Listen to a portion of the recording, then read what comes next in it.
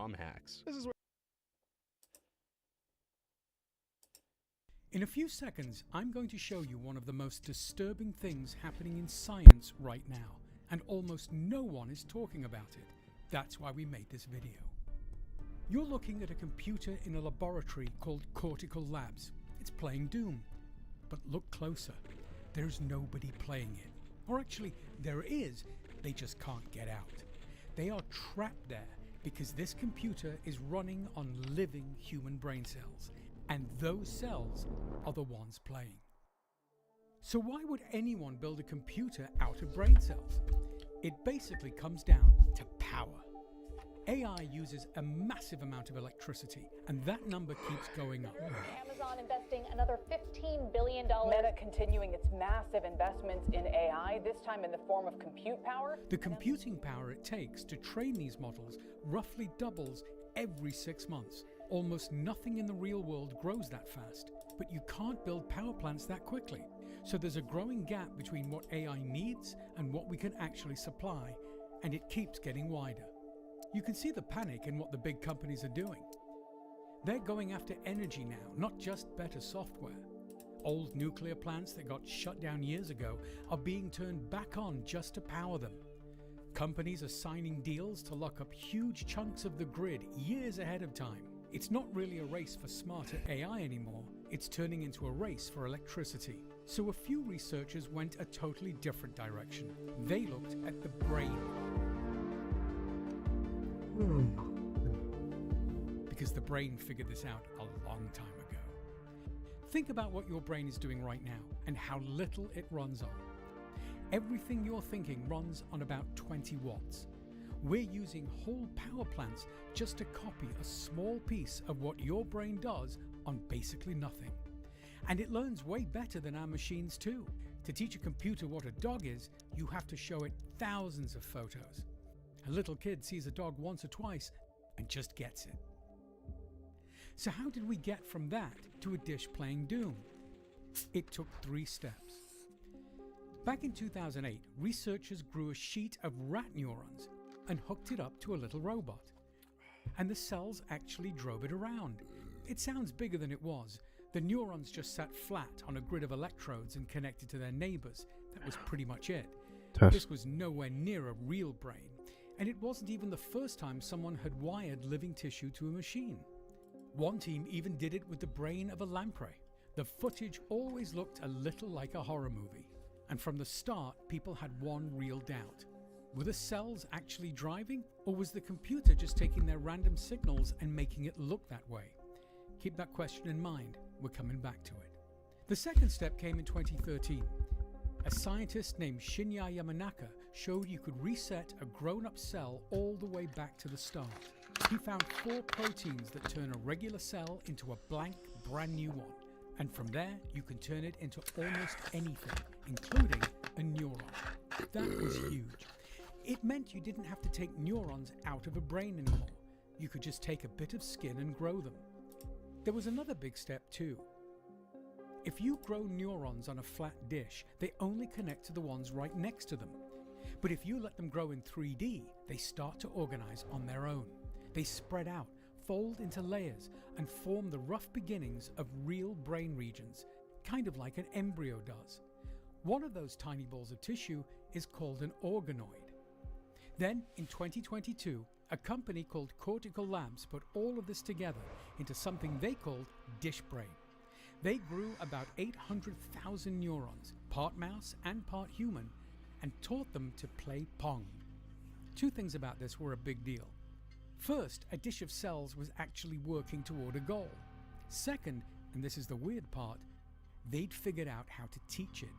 They could ask the cells a question and get an answer back. You're not supposed to be able to do that to a blob of tissue in a dish. So how do you teach a neuron? You can't give it a treat. So they used a basic fact about neurons. They hate chaos. If you give them a signal they can't predict, it stresses them out. So the setup was simple and kind of mean. When they missed the ball, they got hit with scrambled, random noise. When they hit it back, the signal went calm and steady. The neurons have no idea what Pong is. They're not playing to win. They're just trying to make the chaos stop. And they didn't pick that method at random. They based it on an idea of the free energy principle. Basically, it says every living thing is always trying to avoid surprises and keep its world predictable. Because being surprised usually means something's wrong. So that urge to calm things down isn't something the scientists added.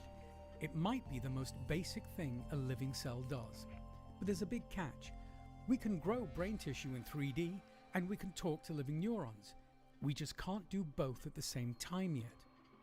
So in order to talk to them, Dish Brain had to keep the cells flat because the chip that reads them is a flat grid. If you put a round organoid on it, you only touch the bottom layer. So they had to flatten it out and give up the brain's real shape just to talk to it. And remember, this is the crude version. Half the design is missing. Which brings us to a big new. Cortical Labs showed off a computer that runs on brain cells. They call it CL1, and it plays Doom. This one was grown from about 200,000 human neurons. They took skin cells, reset them, turned them into neurons, and spread them across a bed of electrodes. Then they tied the signals to moving and shooting the same way as before. When it did well, the signal stayed calm. When it took damage or died, the cells got flooded with chaos. And within about a week, it had learned the basics of moving around and shooting. I'm not going to pretend to be calm about this, and I don't think you should be either. It's amazing, and it kind of makes me sick. And I think both of those reactions are fair, because that computer came from a real person. It's literally made of human cells. I keep imagining what it would be like to be the thing stuck in there, playing the same little piece of game over and over forever, not remembering anything before it, not knowing that anything else even exists. For these cells, there's nothing else, just the game.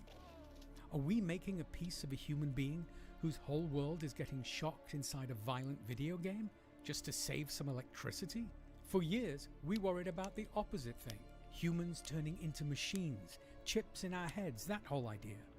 Almost nobody expected it to happen the other way around. But that's kind of what's going on here. Now, to be fair, there was a big backlash to all of this, and it was kind of fair. When Cortical Labs published the Pong word, the title used a heavy word. It said the neurons showed sentience. Normally, that word means someone's in there having an experience. But the scientists meant it in a really narrow, technical way.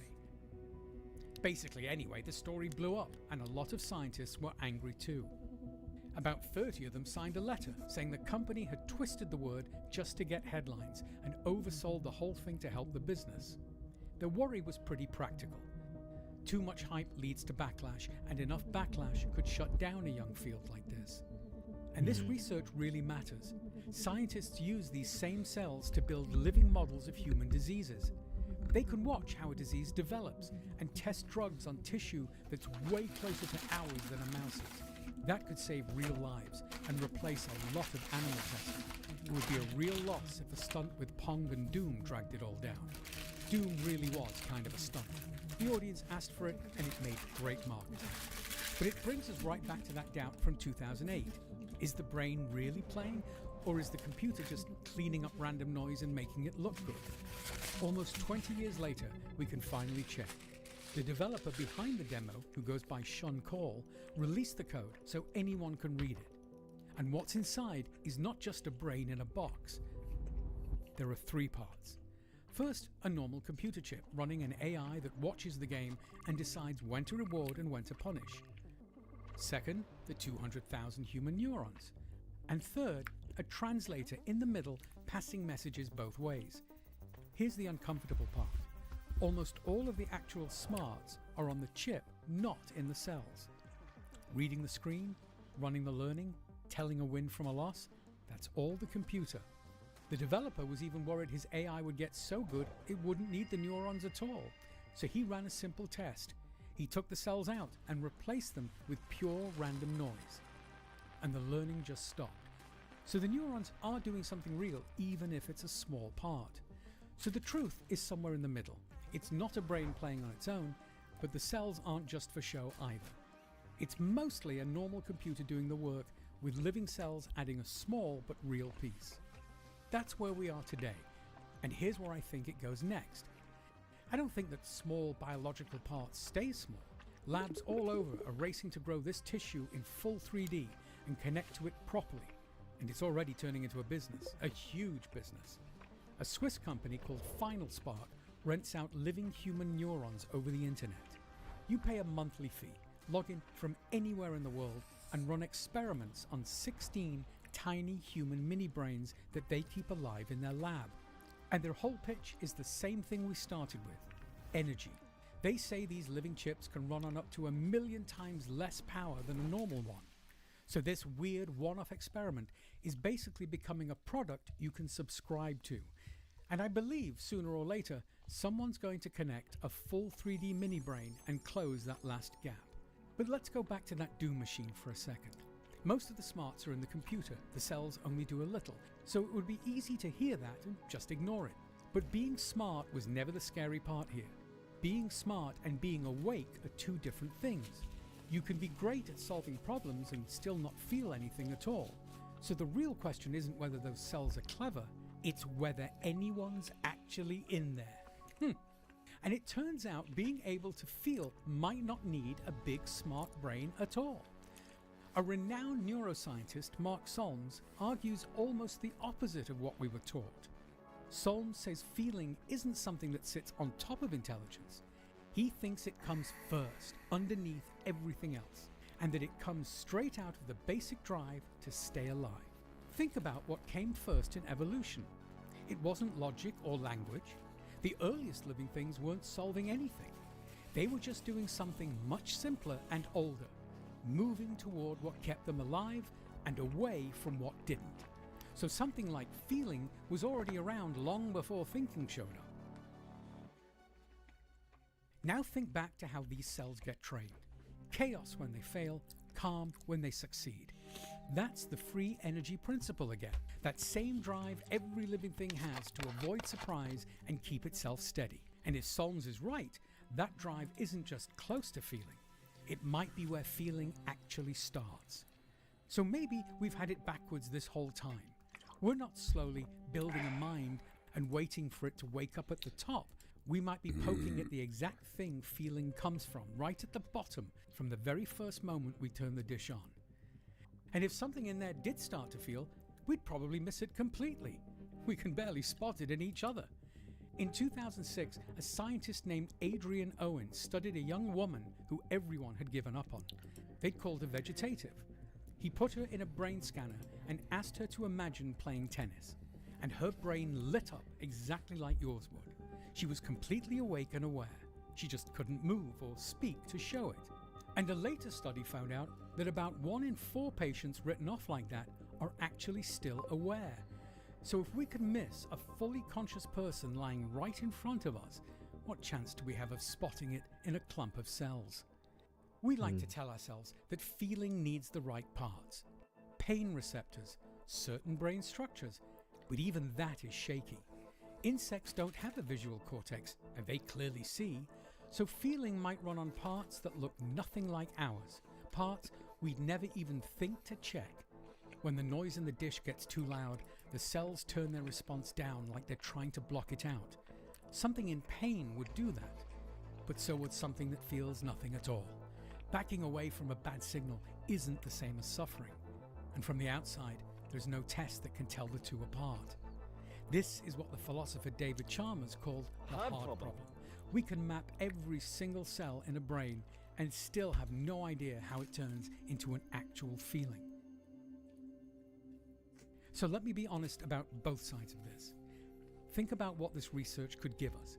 It could help us finally understand diseases. It could replace a lot of animal testing. And all of it comes from a tiny few cells sitting in a dish, playing a game that's older than most of the people in the lab. March 1918. World War I is raging both on land and at sea. German U-boats are even sinking ships off the American coast. Basically, almost every country is at risk. Amid these tense backdrops, the American ship Cyclops sets sail from Brazil, heading for the United States. It's carrying manganese ore, a critical material for weapons production. Cyclops is massive, 165 meters long, with 306 people on board. Near the island of Barbados, Cyclops stops due to overloading and engine trouble. After that, it vanishes, simply disappears without a trace. No wreckage, no bodies, no SOS signal. The Americans assumed the Germans sank Cyclops, but after the war, when German archives were opened, it turns out they had nothing to do with it. There's no record anywhere. And the crew? That's not a simple mistake either. Captain George Worley had commanded Cyclops since its very first voyage in 1910. The investigation drags on for months, and eventually the US Navy Department declares, "The disappearance of Cyclops is one of the greatest mysteries in Navy history. All efforts to locate her have failed. No theory explains how or under what circumstances this vessel disappeared." For the next 20 years, Cyclops lives on only in rumors. Some say pirates captured it, others blame a giant squid. Then the story gets even darker. During World War II, almost along the exact same route, two more ships of the Cyclops type disappear, Proteus and Nereus. Again, the Americans have no answers.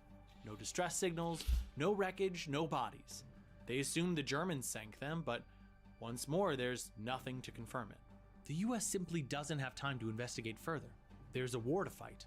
Counting and searching for lost ships will have to wait. Years pass. 1, 2, 3, until October 22nd, 1944, when US Navy patrols spot a drifting merchant ship near Florida, the Rubicon. It's moving slowly, sending no signals. Patrol boats board the ship and find a dog, wagging its tail with no humans aboard. Personal belongings are scattered in the cabins. Another year goes by, and then comes perhaps the most mysterious disappearance of all, Flight 19. In December 1945, 5 Avenger torpedo bombers take off from Fort Lauderdale Naval Base in Florida. It's just a routine training flight. First east over the ocean, then a turn north, back to base. Small triangle, then home. Bruh. Perhaps the most mysterious disappearance of all, Flight 19.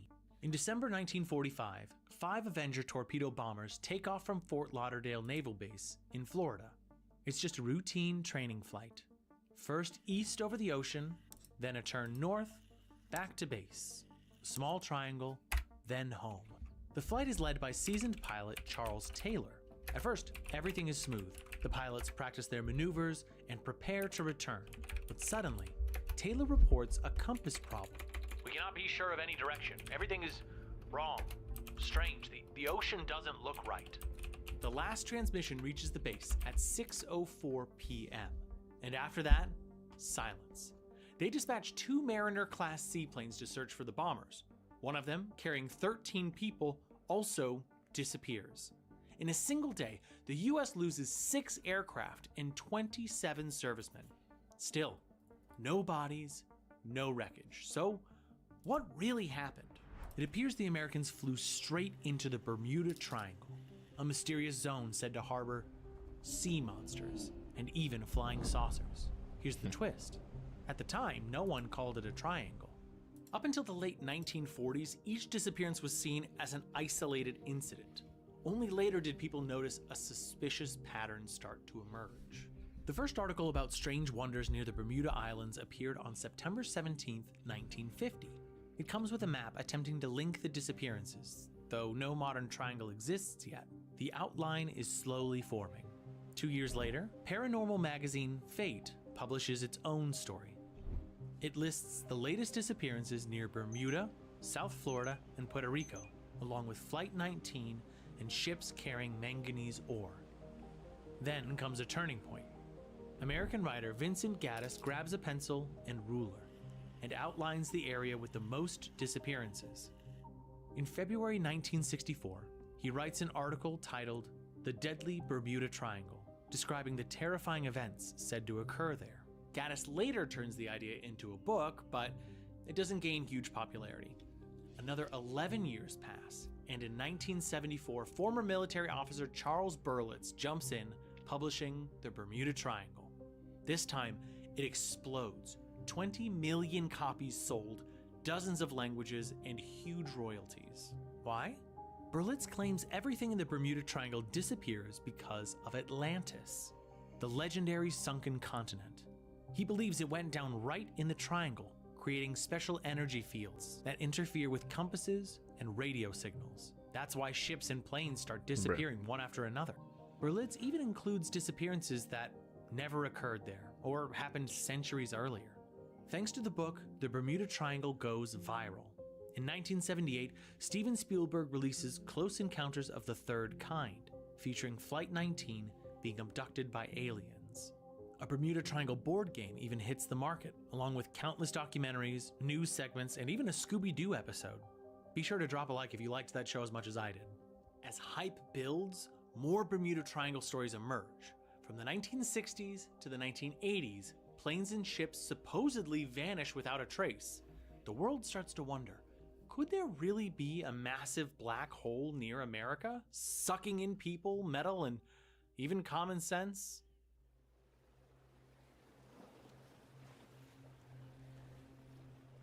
Honestly, if we're being serious, over the last 100 to 150 years, about 100 ships, 50 planes, and at least 1,000 people have vanished in the Bermuda Triangle. Now, these cases are hard to explain. It's pure mystery. Now, wouldn't it be fascinating to know what the very first person to sail here felt? Well, let's step back in time and ask them. Because that first person was Christopher Columbus. Back then, he was looking for a shortcut from Europe to India, but Columbus had no clue that 2 entire continents would block his way. In fact, there was a lot he didn't know. Even astronauts flying to the moon had a better idea of their route than Christopher Columbus did about his. They knew where they were going, how long it would take, what they'd see along the way, and how they'd get back. Columbus, on the other hand, knew none of that. He just had 3 ships and 90 men. No maps, no radio, not even a clue about how long the journey would take.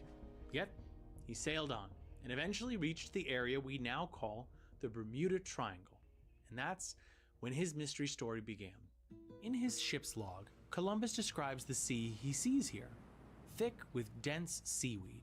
He also mentions the compass acting strangely, sudden flashes in the sky, and mysterious lights on the horizon. All of this terrified the sailors, already exhausted from the voyage. But here's the twist. Columbus's expedition ended safely, not just once, but multiple times.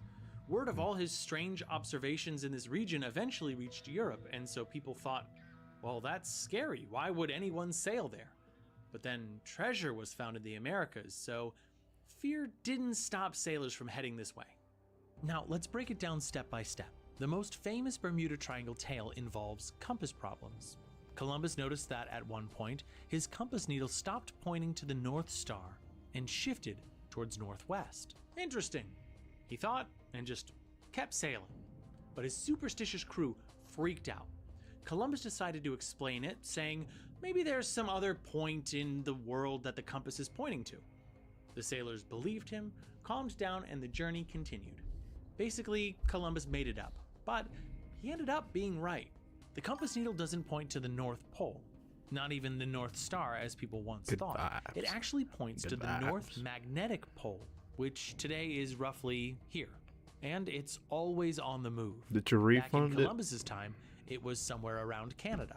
In fact, there are almost no places on Earth where a compass points perfectly north. Request yesterday. Everywhere has some level of deviation. I needs it, son. Sometimes I a huge needs one. it. But modern sailors, pilots, and tourists know how to handle it, making all these mysterious compass problem stories pretty funny.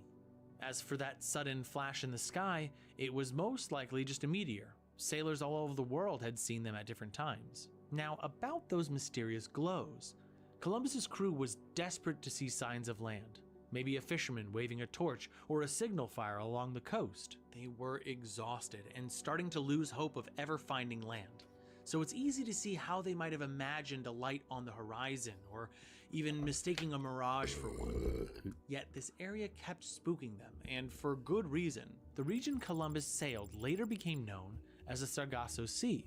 It's a massive stretch of the Atlantic, almost the size of the United States, and right in the middle lies the Bermuda Triangle. The sea's name comes from the Portuguese word sargasso, meaning seaweed. Strong currents swirl clockwise, trapping tons of seaweed and forming floating islands. Another quirk of the Sargasso Sea is the horse latitudes. These are areas where the wind can vanish completely for weeks. A ship drifting here during a lull could get stuck. It couldn't move and would start getting overgrown with seaweed. Meanwhile, the crew would be roasting under the tropical sun. Eventually, food and water would run out. Thirsty, sun-struck horses couldn't take it. They'd panic and rush into the sea. And that's how the term horse latitudes came about, along with tales of ghostly horses glimpsed overboard. Sometimes ships trapped here were found with nothing but skeletons. Their crews never saw the wind return. But more often than not, ships weren't found at all. They were destroyed by the shipworm, or teredo. This tiny mollusk literally chewed wooden ships into sawdust, sinking them. Though called a worm, it's really just a mollusk that loves seaweed here.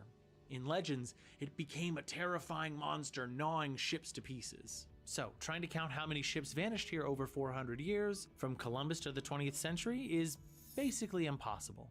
Imagine it. No radio, wooden hulls, fully at the mercy of the wind. Any accident and no one would ever know. And pirates, they were everywhere. We have no idea how many disappearances were actually caused by them. After all, pirates weren't exactly known for filing reports. Stories about this mysterious area spread like wildfire. Over time, people started talking about ghost ships found drifting in open water, completely crewless.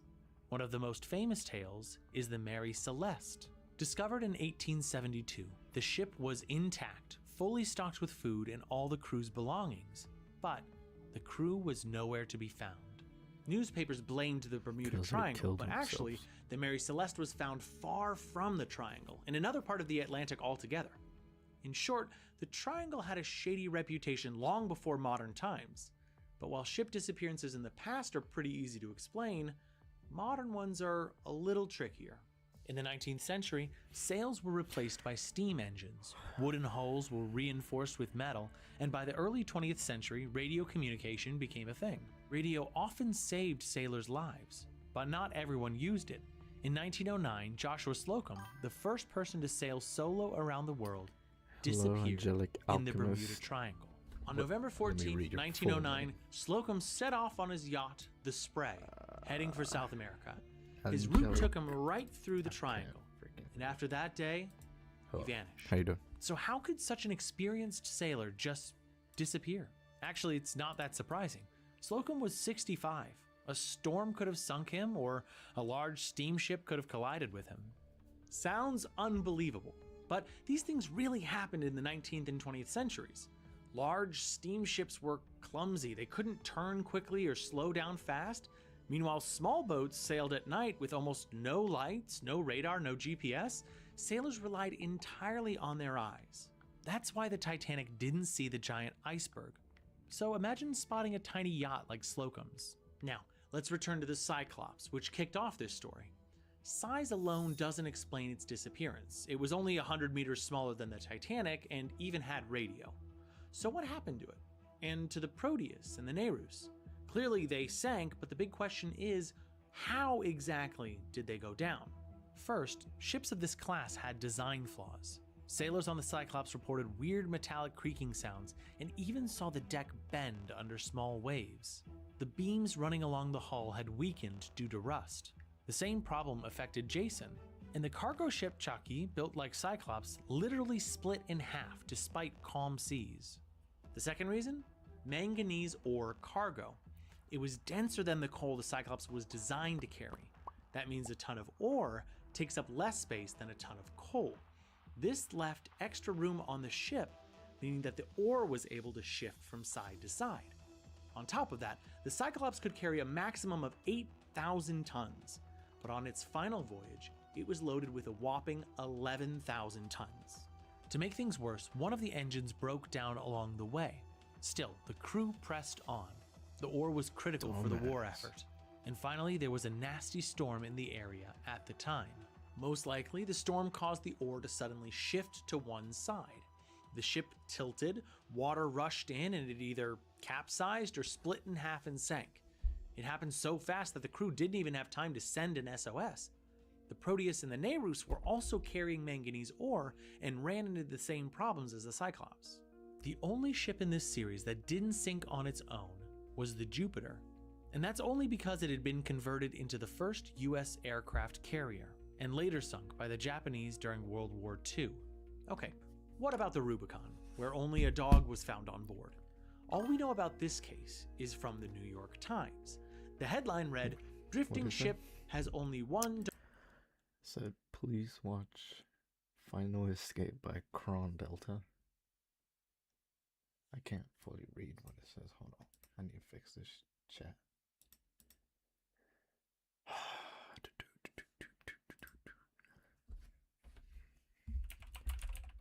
Final Escape by Cron Delta.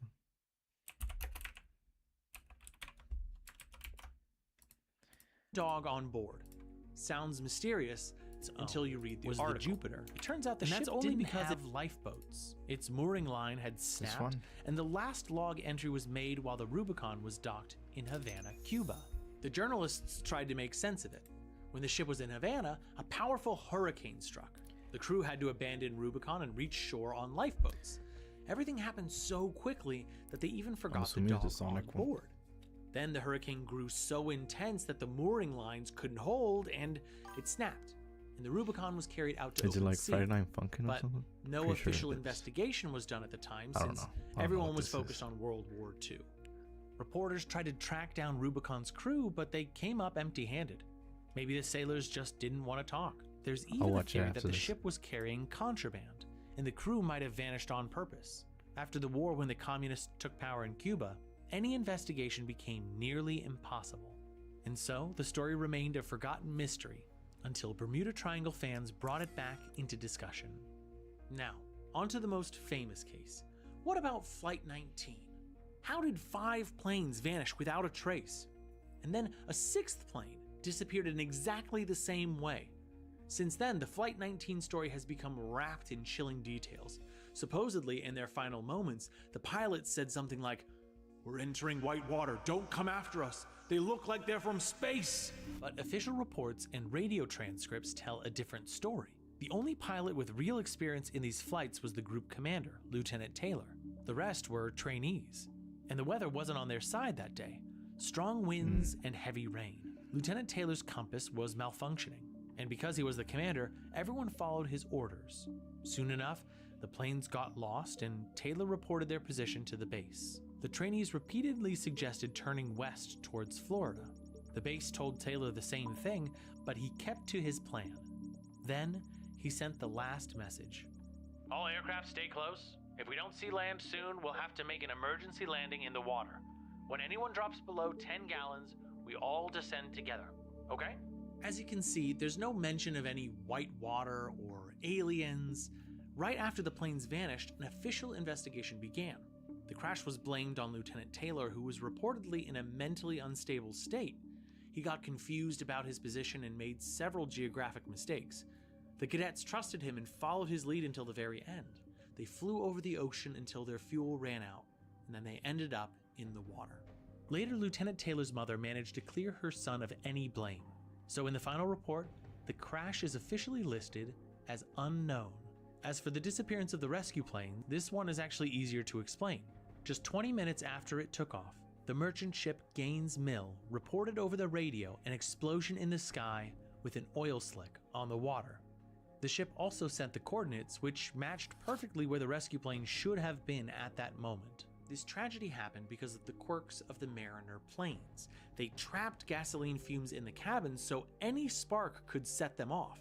Pilots even called the Mariners flying gas tanks, and smoking was strictly forbidden, understandably so. Honestly, between 1942 and 1945, Fort Lauderdale lost 95 people on training flights, so another disappearance wasn't all that surprising. And Flight 19 wasn't the only group flying over the Bermuda Triangle that day. Other pilots returned safely.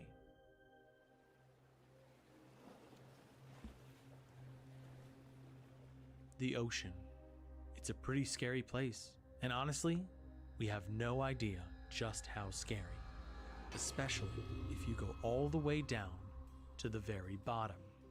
To give you some perspective, humans have launched more successful missions into space than we've managed on the ocean floor. Even if you were lucky enough to get here safely in a deep sea submersible, you still wouldn't see much. Maybe 10 meters ahead, maybe 20. That's it. This is why hunting for shipwrecks on the ocean floor is so expensive and tricky. Take the Titanic, for example. It was only found 73 years after it sank. Why the long wait? Simply put, the technology just wasn't ready yet, even though people had a pretty good idea where it was all along. The Titanic rests at 3,800 meters down. Meanwhile, the average depth of the Bermuda Triangle is 5,000 meters. And if that's not deep enough for you, there's the Puerto Rico Trench, the deepest point in the Atlantic. It plunges down to 8,742 meters, almost the height of Mount Everest. There are no exact boundaries for the Bermuda Triangle. Every author draws it differently, so its size ranges from 1 to almost 4 million square kilometers. For comparison, the US covers about 9.8 million square kilometers. So if 10, 100, or even 1,000 ships vanish in this area, finding them is almost impossible. And to make things trickier, the Gulf Stream flows right through here, a strong current up to 90 kilometers wide. It runs right under the areas where ships and planes often disappear. The Gulf Stream can just scoop up a wreck and carry it far, far away. Luckily, in the shallower parts of the Bermuda Triangle, things are a bit better. Over the past 40 years, some lost ships and a few Avenger-class planes have been found, but their serial numbers didn't match Flight 19, and yes, that was a bit of a disappointment to the hardcore fans. Of course, not everyone believed in the Bermuda Triangle or trusted Berlitz's book. Then, in 1975, a man appeared who actually did real research on the topic. Lawrence Couchet, a librarian at Arizona State University, and an amateur pilot. He got interested when he noticed how many students kept coming to the library to read about the Bermuda Triangle. Couchet spent 2 years digging through materials and studying the subject. Then he published a book, The Bermuda Triangle Mystery Solved. In it, he explains the gaps between Berlitz's wild claims and the real facts. He proved that many of the cases Berlitz cited either never happened or happened far away from the triangle. Couchet wrote, "Trust in Berlitz is so low, it's basically non-existent. If Berlitz said a ship was red, the chances are almost 100% it was actually a different color." In his work, Lawrence Couchet went really deep, diving into original US Navy reports, personally interviewing military personnel stationed in Fort Lauderdale, and even flying the same routes taken by the missing planes. And in the end, he confirmed that the commander of Flight 19, Lieutenant Taylor, truly got lost. The Avenger-class planes were heavy and sank quickly. Plus, the base didn't even have the coordinates to search for them, so the planes were basically doomed. So, what else catches your eye here? The disappearance statistics. Turns out they're a bit exaggerated, often by accident. Sometimes ships were reported missing and then, bam, they'd return to port. But nobody bothered to remove them from the missing stats. By the way, Couchet got curious. How many ships and planes disappear outside the Bermuda Triangle? He checked, and it was about the same. Sometimes Berlitz would claim a ship vanished on a clear day, but later it turns out there had been a storm that day. And generally the Bermuda Triangle sits along Hurricane Alley, a zone in the Atlantic where most storms are born.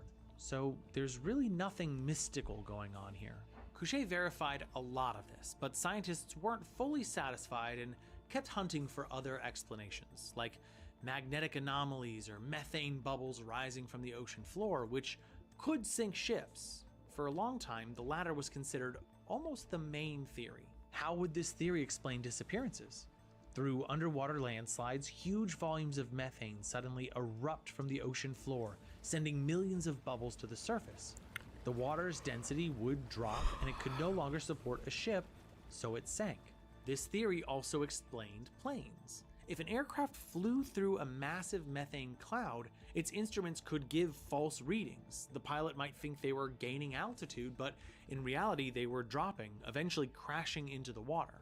The problem?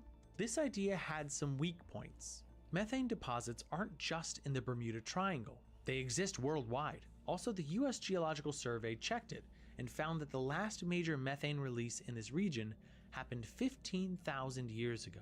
So, this version was discarded. Today, scientists are looking at a newer theory, killer waves, or rogue waves. Massive, isolated waves over 30 meters high. Back in 1861 on Eagle Island, a 26-meter lighthouse collapsed for unknown reasons. Scientists guessed a giant wave might have caused it. But to topple a lighthouse, the wave would have had to clear a 40-meter cliff. People thought that wasn't possible. Yet in 1900, near another lighthouse on the Flannan Islands, 3 keepers disappeared after a storm.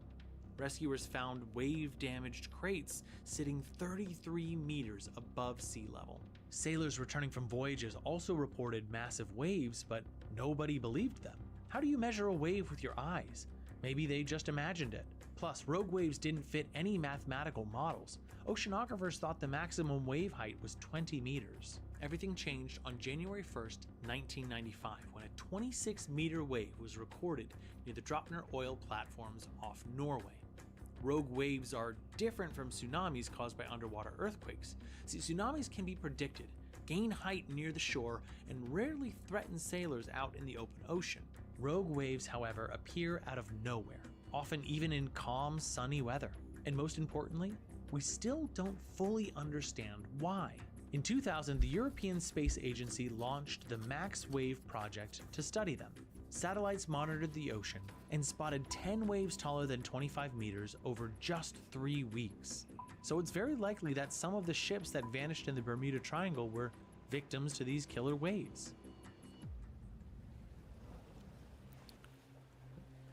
Duh.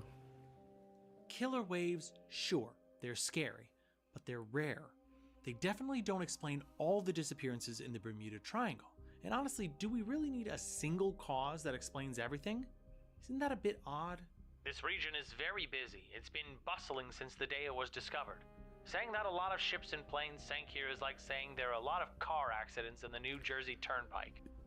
You know, when I was a kid and I first heard about the Bermuda Triangle, I thought, wow, everyone must avoid it at all costs, along with things like quicksand and falling anvils. That's terrifying. But if you actually look at the statistics, it turns out that's simply not true. Today, the Bermuda Triangle isn't some far-off forbidden place. It's home to popular resorts in Florida, Bermuda, and the Bahamas. The US military patrols the area regularly, and over 200 cruise ships pass through it safely every single year.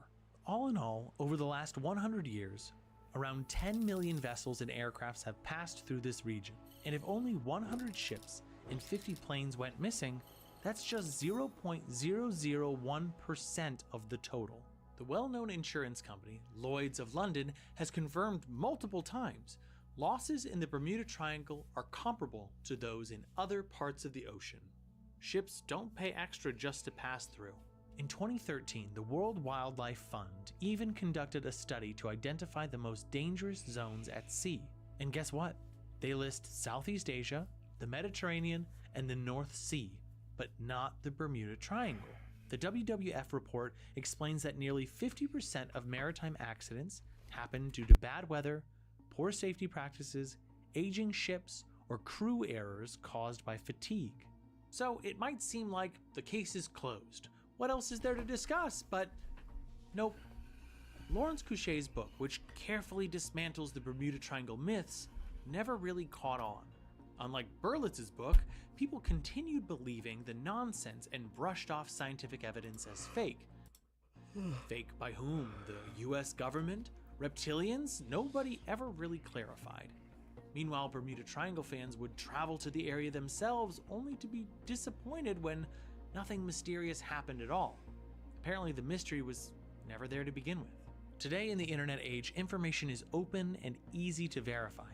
Even ChatGPT knows the Bermuda Triangle is a myth. And yet the legend just keeps growing. Fake news, thousands of forums, endless paranormal websites, new theories appear non-stop. Portals to parallel universes hidden beneath the triangle, or secret US underwater bases. Old, long-forgotten stories resurface too. In 2012, rumors started spreading that a massive glass pyramid, said to be about 150 to 200 meters tall, supposedly was discovered at the bottom of the Bermuda Triangle. If this is true, it would be even bigger than the Great Pyramid of Cheops in Egypt, which is pretty wild. The story went viral almost instantly, so viral that different versions of it are still circulating today. In 2021, the Georgian publication Intermedia.ge, now defunct, published an article titled "Scientists Couldn't Explain the Pyramids Discovered in the Bermuda Triangle." The article referred to a supposed 1970s scientific expedition led by Charles Berlitz himself. According to the story, he discovered the glass pyramid on the ocean floor, and that supposedly is where all the Bermuda Triangle's mystique comes from. But the glass pyramid story actually first appeared back in 1990 in the American tabloid The Weekly World News, and everything in that paper is entirely fictional. Still, someone read the story, and it took on a life of its own. Journalists in different countries cited it as a source, added their own twists, and then republished it. That's how different versions emerged, claiming the pyramid was discovered by oceanographer Verlag Mayer, or a Franco-American scientific expedition, or naturopath Ray Brown. Never mind that Verlag Mayer was completely made up. He never existed, and there were no expeditions to the ocean floor led by Charles Berlitz. As for Ray Brown, he does seem to be real, but that's a whole different story.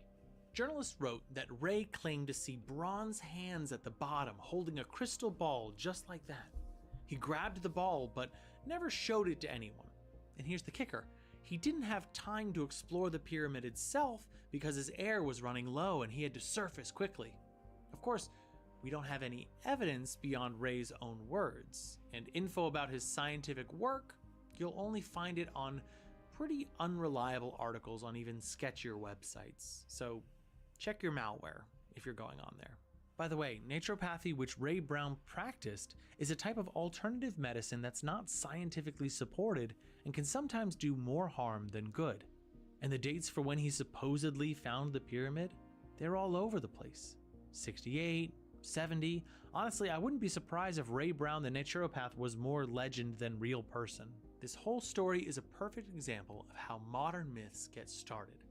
It usually begins small, a joking article in a tabloid, then a few dozen reprints on blogs and websites, each author adding their own twist. Next come hundreds of social media posts, thousands of shares and comments. People don't check the facts.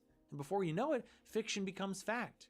As the saying goes, if you call a person a pig long enough, eventually they'll start to oink. So why in today's world do so many people still believe in conspiracy theories? Believe it or not, this is actually more of a philosophical question. A 2017 study published in Motivation and Emotion called "We Are Not Alone." You know, I've been obsessed with stories about pyramids since I was a kid. But now, I'm honestly sick of them. Aliens, Freemasons, secret technologies, and the curse of the pharaohs. Endless debates about ramps, concrete, and hydraulic lifts. For the average viewer, it's just an information overload. Real science gets mixed with fiction, and the truth ends up buried. But here's the reality. The pyramids are not a miracle, and the Egyptians who built them made a lot of mistakes. You were used to seeing perfect pyramids, but hardly anyone talks about the crooked ones, the false ones, the cracked ones, and the unfinished ones. See, the Egyptians messed up again and again, and even when they managed to create something close to perfect, like the Great Pyramid of Giza, it was still a failure. And that's what drives me. That failure makes the pyramids far more interesting than any theory about aliens. And the most interesting part is that the Egyptians knew they were messing up and kept going anyway. So how and why did they do it?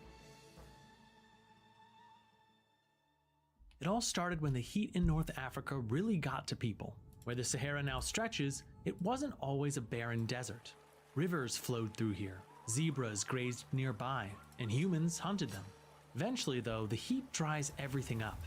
People move closer to the Nile, and the population along the river becomes more dense than all these other regions combined. Soon, stronger leaders conquered weaker ones, gradually uniting various tribes into one of history's first states, Egypt. By this time, the desert is spread even more, so Egyptians lived in a narrow strip along the Nile. But they're fine with that. The Nile floods every year, covering fields and leaving behind fertile soil for crops. And with the warm weather, they could harvest crops twice a year. But life by the Nile wasn't all sunshine. Aggressive crocodiles and hippos lurked in the water, attacking people. Still, you could survive that. The real nightmare? When the Nile didn't flood, No food, no crops, and famine hit hard. This constant danger made Egyptians think a lot about death and gods. Egyptians believed that after death, a person doesn't just vanish, they enter the afterlife. But for the soul to live there, the body must remain intact. So Egyptians spent thousands of years perfecting embalming techniques to preserve the dead. Everyone prepares for the afterlife, but especially the Egyptian kings, who would later be called pharaohs. They rule a united state, but here's the tricky part.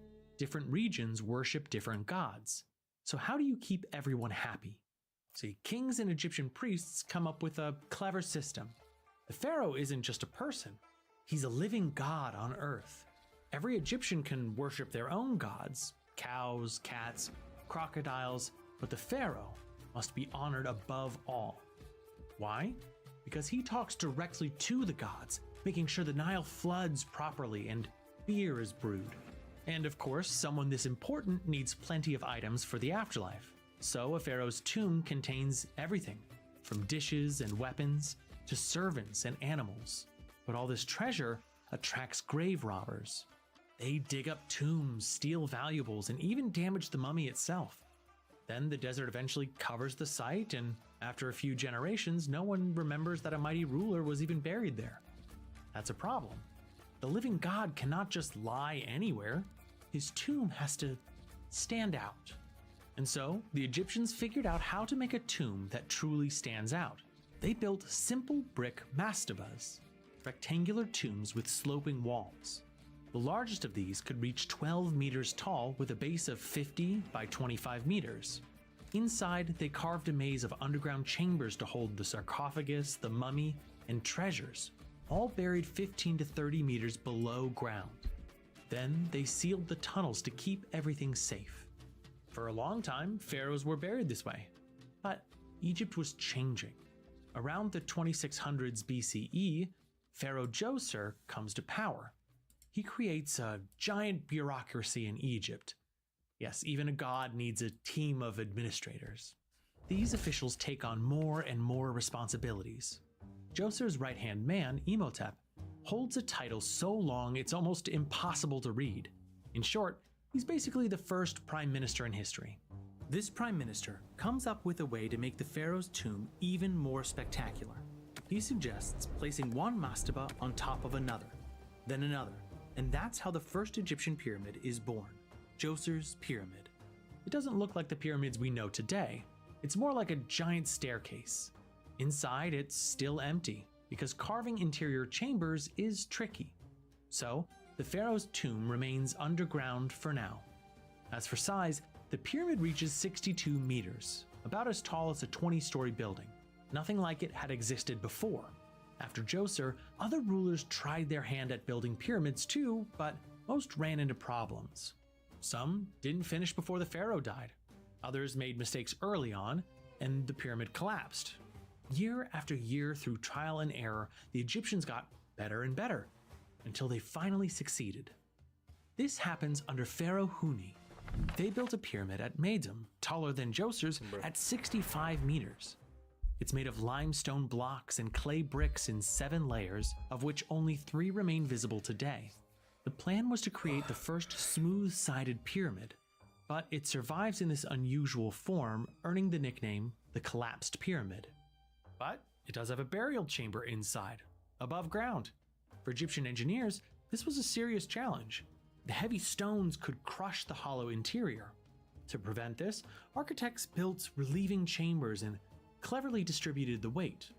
Pharaoh Huni didn't live to see it completed. His successor, Sneferu, decides to try improving the pyramid. He wants a smooth-sided pyramid, but the added layers collapse, and the pharaoh eventually abandons the project. After that, Sneferu starts building his own pyramid, and it's a completely new approach compared to the earlier ones. Stacking one mastaba on top of another is out of style, so the pharaoh goes straight for a smooth-sided pyramid. Well, almost smooth-sided. The architects gave the pyramid an angle that was too steep, 54 degrees. They wanted it to be the tallest pyramid ever, but when construction reaches the middle, disaster strikes. The pyramid collapses. The blocks are too heavy, pressing down on each other. The base sinks and cracks appear. The real culprit? Physics. Somehow they have to fix it. The Egyptians quickly adjust the angle to 43 degrees, and finally, the pyramid is completed. The only downside? The pyramid now has a distinctive bent profile. But the main thing is, it's finished. And that's a huge achievement in and of itself. Even better, Sneferu finds a much better site and builds another pyramid. This time, the angle is set correctly at 43 degrees from the very beginning. They even import 40-seater ships from abroad to help with construction. That gives you an idea of just how massive this project was. And it pays off. This pyramid comes out perfectly. Egypt now has the Red Pyramid, a flawless, smooth-sided pyramid. It's 110 meters tall, with a base of 220 by 220 meters. It's called the Red Pyramid because the limestone glows reddish when the sun hits it. Overall, Sneferu could have been remembered as the greatest pyramid builder if it wasn't for his son, Khufu. We know this pharaoh better by his Greek name, Cheops. He goes on to create the first wonder of the world, the most famous pyramid in history. It soars to 146 meters tall, stretches 233 meters long, and weighs a staggering 5.5 million tons, 10 times heavier than the Burj Khalifa, the tallest building of the 21st century. Honestly, if I start rattling off the dimensions of the pyramids, their weight, well, you'd probably tune out and scroll away. But that's not why we're here. What really fascinates us, you and me, is one big question. How did people, without modern tools or technology, manage to build this, that, or even this? Yo, who are you watching this with? The Egyptians were building their pyramids around 4,500 years ago. Back then, mammoths were still roaming northern Eurasia. Check out this timeline. Right about here, you're sitting watching YouTube. And hey, while you're at it, don't forget to hit that like button. Here, Columbus discovers America. And over here, the barbarians are sacking the world. I did not know that happens. The freaking light button lights up when he says that. Right about here, you're sitting watching YouTube. And hey, while you're at it, don't forget to hit that like button. Here, Columbus discovers America. And over here, the barbarians are sacking the Roman Empire. The timeline is split into BCE and CE, roughly anchored around the birth of Jesus Christ. By the time Jesus was turning water into wine, the pyramids were already ancient history. The history of ancient Egypt is divided into periods. Pyramid construction peaked during the Old Kingdom, slowed down in the Middle Kingdom, and then pyramids stopped being built. But why? Maybe it's because someone else, an even more advanced civilization, built them first. And then they left Egypt, and the people who stayed behind couldn't replicate their work. You've probably heard some conspiracy theories about the pyramids. By the end of this video, I'll share where they might have come from. But for now, let's focus on what we actually know. So, how did the Egyptians build pyramids? From the ground up. And honestly, everyone agrees on that one. Beyond that, we don't have a definitive answer. Not because it was impossible, they could have built them in multiple ways. We just don't know which method they chose. No blueprints or exact pyramid schematics have survived, but plenty of fascinating artifacts remain, helping us slowly piece together this Egyptian puzzle. Let's start with the people. Who actually built the pyramids? For a long time, everyone assumed it was slaves. That's what the Greek historian Herodotus thought. He visited Egypt in the 5th century BCE and spoke to local priests about their country's past. According to him, 100,000 people worked on the Great Pyramid for 20 years. Keep in mind, Herodotus lived, well, almost as far from the pyramids as we are from him. And he was Greek, so slavery was common back home. That's why he assumed the Egyptians also used slaves. But at the time of the pyramids, slavery wasn't as widespread. Egypt had about 1.5 million people, and the state wasn't strong enough to maintain a slave workforce. You'd need a huge army and a solid enforcement system for that. Back then, Egypt didn't have strong neighbors, so a massive army wasn't necessary. So if not slaves, then who? Archaeologists in the 1990s discovered a whole village for workers near the Great Pyramid. It had everything: houses, breweries, workshops, even a cemetery. On a permanent basis, 4,000 to 8,000 people could live here, working exclusively on the pyramid. Food remains show that they ate well. Meat, bread, beer, There was entire farms raising animals specifically for construction. Plus, tens of thousands of seasonal laborers, farmers who helped when the Nile overflowed. During that time, they couldn't work in the fields. Pyramid construction was seen as a civic duty, kind of like community service or military duty. In exchange, workers received food. There were also skilled professionals on site: stone carvers, masons, architects. They served the pharaoh full-time, had high status, and took pride in their work. Some even competed in teams to see who could finish a section faster and better. It was hard work, but it wasn't pointless. The Egyptians believed that by building the pyramids, they were helping their ruler, a living god, achieve immortality, and in return, he would protect them, provide food, and keep order. The first pyramid, Djoser's Pyramid, wasn't just a tomb. It was also a thank you to the gods who had restored the Nile's floods after a long drought. In the Egyptians' worldview, the gods' favor was closely tied to the Nile's flooding and the land's fertility. This lies in the heart of the Ma'at concept. Ma'at means order or harmony. For Egyptians, the world was always under threat of chaos, Isfet. Only by upholding Ma'at could they protect the universe. So, Egyptians hauled massive stones not just because they were told to. They truly believed if they didn't build the pyramid, famine, drought, and chaos would soon follow. Okay, now that that's clear, where did they get the materials for the pyramids? Take the Great Pyramid. Over 2,300,000 stone blocks. The average block weighs 2.5 tons. The heaviest, up to 80 tons. Most are limestone, some granite. But where did all of that come from? In 2013, archaeologists discovered the Diary of Merer, basically the logbook of an ancient Egyptian official who managed logistics for the pyramid project. In it, he explains how his ships carried limestone from the Tura quarries to the Great Pyramid.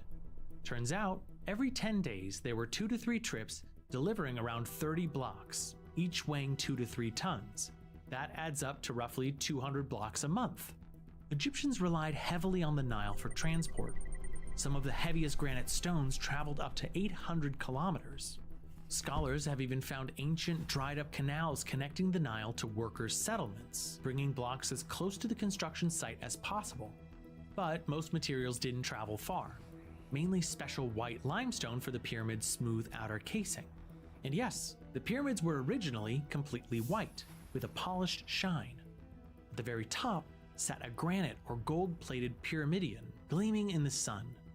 Over time, Arabs dismantled the white limestone for building mosques, and pyramidions were removed too. In short, most building materials were right under their feet. There were limestone deposits near the pyramids. To extract and shape the stones, Egyptians used copper chisels, drills, and saws. Egyptians already had a primitive bronze, copper mixed with arsenic, making tools much stronger. That was plenty for the relatively soft limestone. For harder stones like granite, they used sand abrasion, placing quartz and sand between the stone and tools, then rubbing slowly. The sand acted like thousands of tiny blades, gradually wearing down the rock. Granite was split with dolerite hammers, another super hard stone. This work took tens of thousands of hours. Skeletons of workers show worn joints, broken bones, and bodies pushed to the limit. And how did Egyptians move these massive stones? In the tomb of official Jehuti-Hotep, there's a painting of 172 people pulling a 60-ton statue on sleds. Experiments inspired by this show that 45 people could move a 16-ton block. A standard 2.5 to 3-ton block, only 8 to 10 people were needed. And here's a clever Egyptian trick you won't believe. Take another look at this drawing. See the little guy pouring something onto the sled? At first, people thought it was a ritual. Nope, it's just water. Wet sand is less grainy, which makes dragging a block twice as easy. And that's not all. Egyptians already knew how to build simple roads. On roads, sleds weren't always needed, but archaeologists found what looked like cradles in temples. 4 cradles could turn a block into a kind of wheel, making it easier to roll. Most likely, Egyptians mixed methods depending on the block. Sleds for standard ones, cradles for heavier stones. Now, dragging stone across a flat surface is one thing, but lifting it? No one hauled multi-ton blocks straight to the top. The higher you go, the smaller and lighter the blocks. And honestly, the pyramid's shape is perfect for building tall without modern cranes. Whether you're a kid stacking blocks or an ancient civilization, the pyramid is an ideal shape for a tall, stable structure. Half the construction was already done right here, 30 meters up, with half the blocks in place. This wasn't unique to Egypt.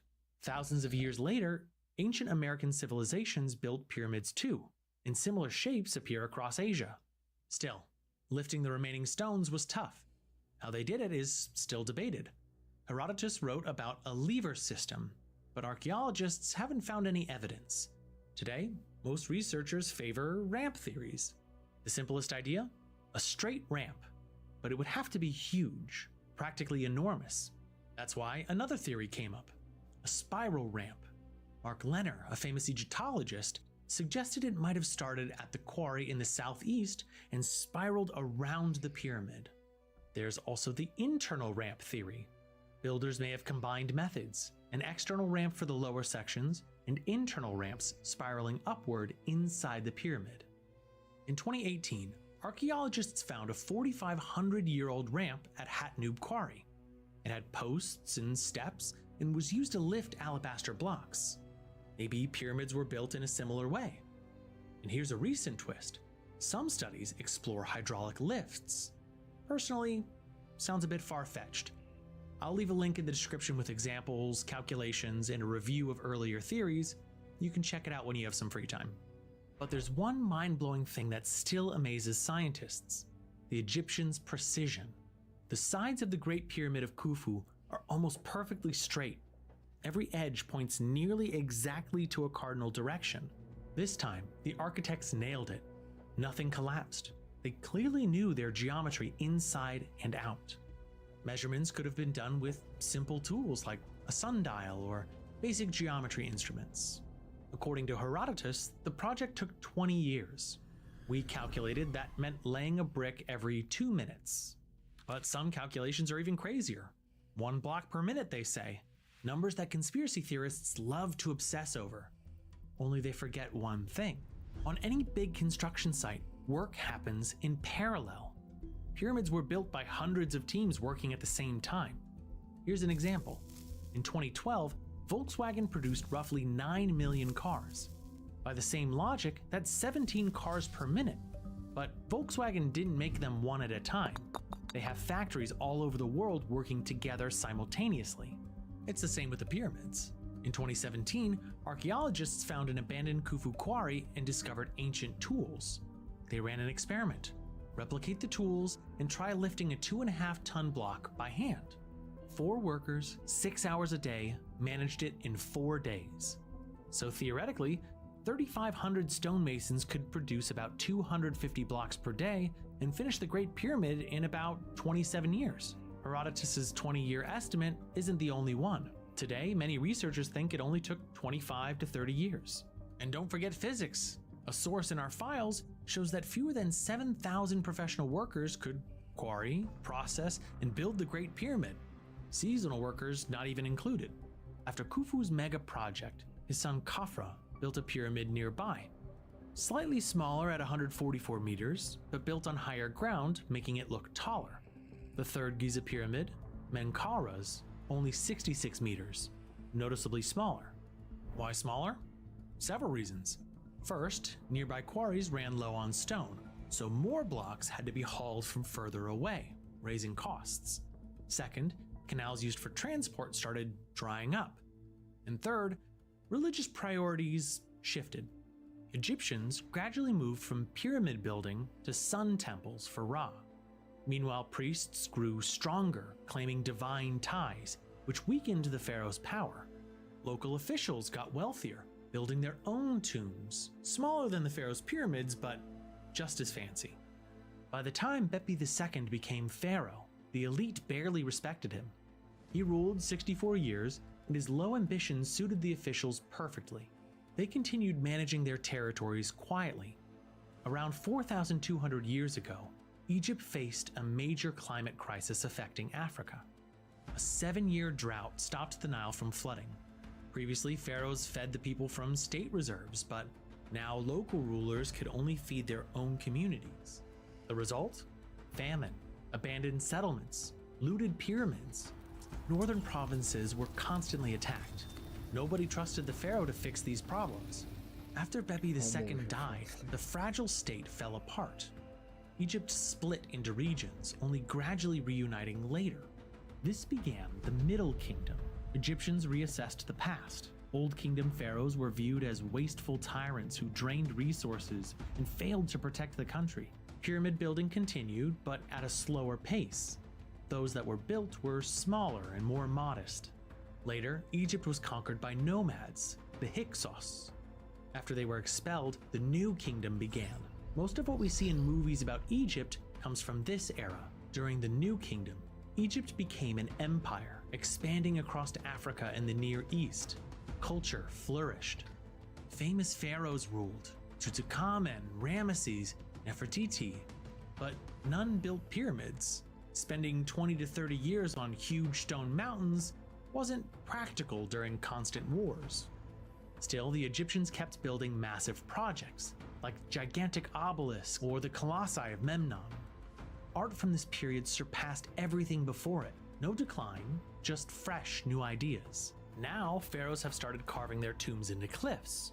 The most famous spot, the Valley of the Kings. Pyramids had proven too easy for looters, so tomb entrances were carefully hidden. Inside, decoy rooms led nowhere, and walls were covered with scary curses meant to frighten thieves. Sadly, it usually didn't stop them. Most of these tombs were still looted. Big news! Recently, a group of British archaeologists reportedly discovered the remains Holy of shit, I giant was creatures falling in asleep Egypt. over here. Some What'd you say? Making pyramid struggle ain't impressive. Literally stacking shit. Nah, for real. Let's talk about pets and cats. What they're used for poop. I'll be wiping my ass with shit. scientists even suggest these beings might have helped the Egyptians build the I pyramid. literally just woke up, by the way. I was falling asleep. The search goes on, and it looks like we might need to rewrite the history of ancient Egypt. Back in the early 2000s, the internet was flooded with headlines like this. Photoshop was just taking off, and I was like people were having a listening and, blast like, creating falling realistic asleep 'cause images on every imaginable topic. Journalists jumped on this trend, churning out stacks of fake stories, including ones about the pyramids. And believe it or not, many people actually believed them. Today, we just smile at AI-generated videos. But 20 years ago, people trusted pretty much everything online. Now imagine life in the 20th century, or even the 19th. Okay, Who first I should be introduced the louder world now. to the wonders of the pyramids and Egypt? That's how I was falling Napoleon asleep. Bonaparte. I was literally In sleeping here in my chair. 1798, the young French general launched a military expedition And to I Egypt, just woke up. mainly to block the British route to India. He brought along a team of scholars. Their mission? To explore and study Egyptian culture, geography, and history. While the French army was busy fighting, the scientists were busy making history.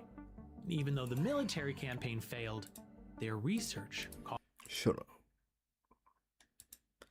Let's play this. I want to play this.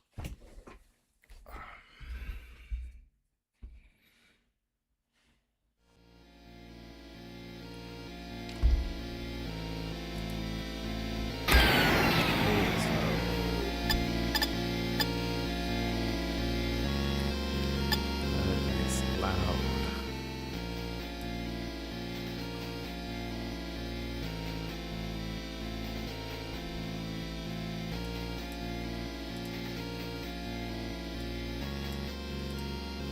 Okay.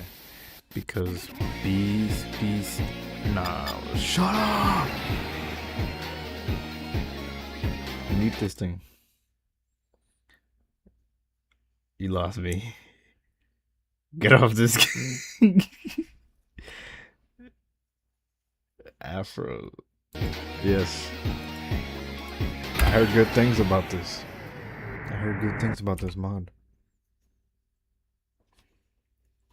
Wait.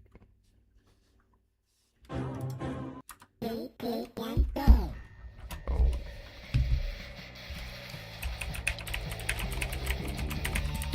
Read the title of the freaking stream. What do you think I'm doing?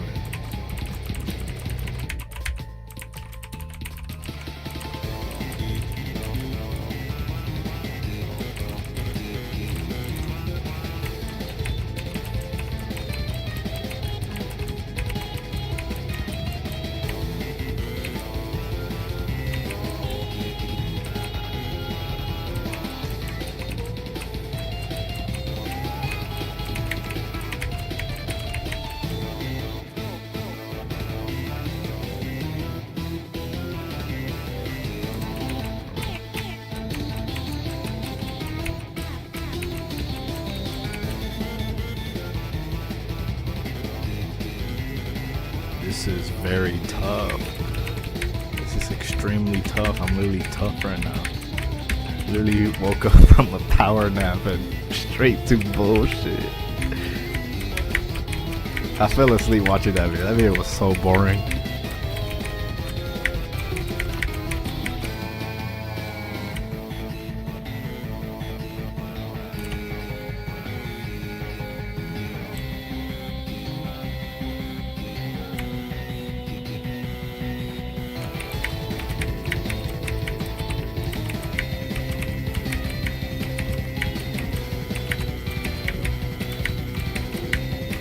Scary, spooky Mario.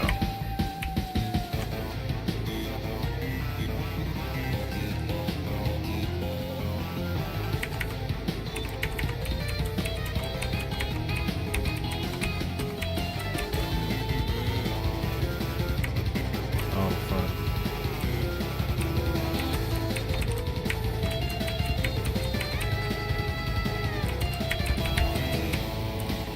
Oh my god.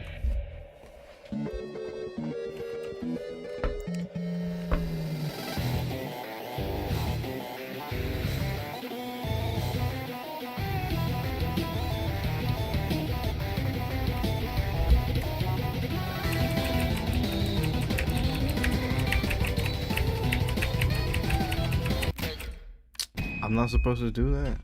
What?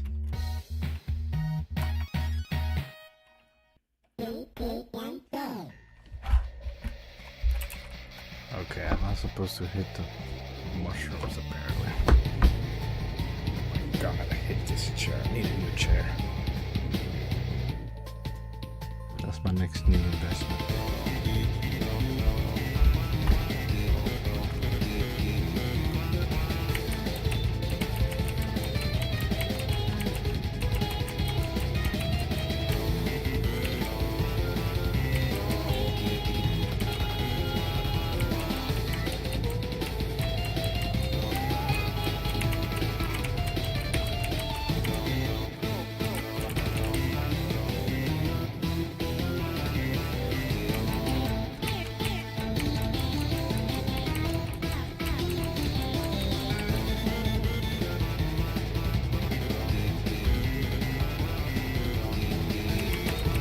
And I need a bigger desk.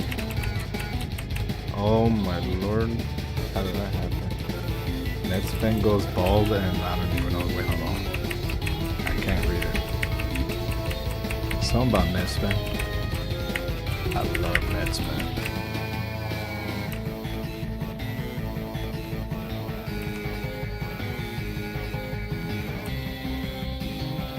We're cooked. Something like that.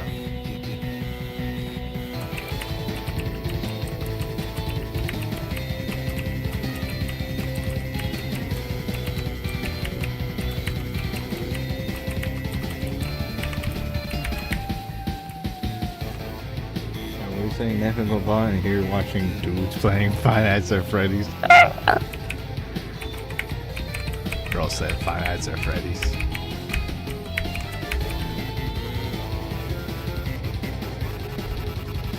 Oh shit.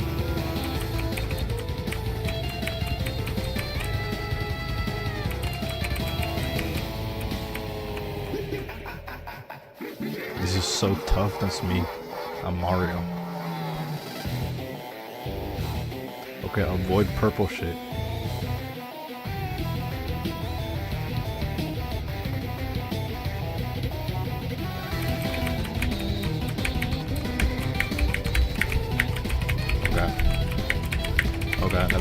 Oh, that's hard. Oh, that's hard. Oh, no.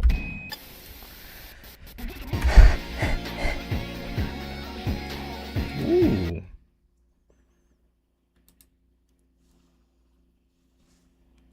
What the fuck?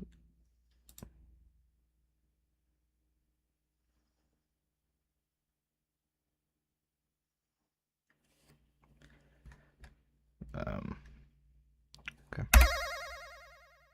That's loud.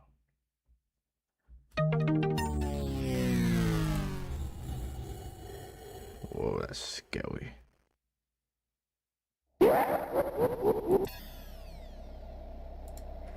I'm so scared. I'm so scared. I'm so scared. Please. Please don't be scary.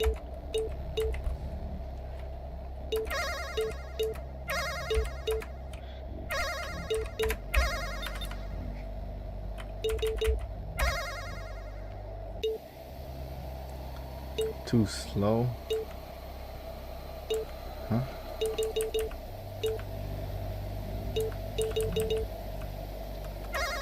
Sure.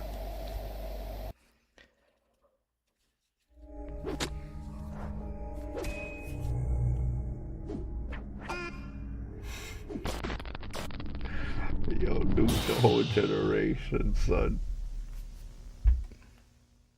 Nuke the whole generation. No, down scroll. Fuck all that.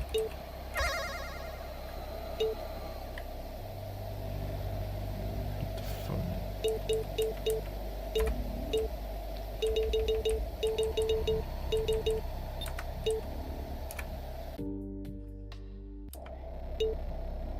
There's no...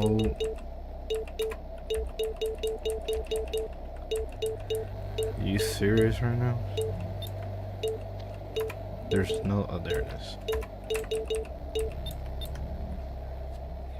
It was low-key tough, lights up a tobacco cigar and puffs away. I'm literally entertained. I'm literally entertained. Entertained with playlists. There we go. This shit looks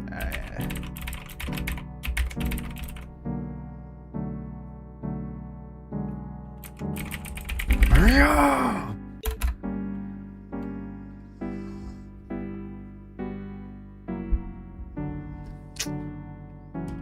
About to close this shit. 3, 2, 1. You gonna start? Okay.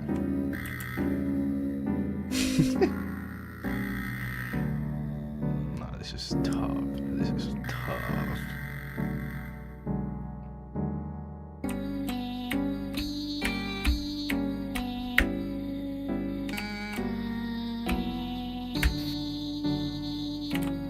I missed. Net spin. This was tough to me in high school. This is tough to me on my young years too. I'm still young.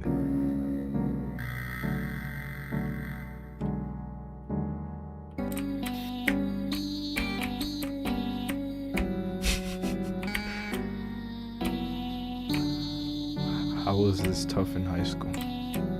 You know what was tough for me in high school? Oh, I'm scared.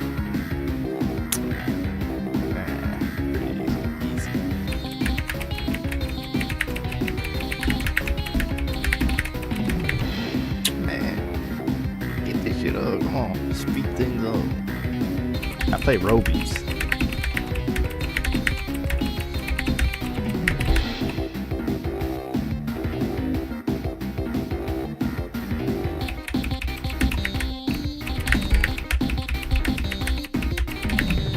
That other Mario one. Oh shit.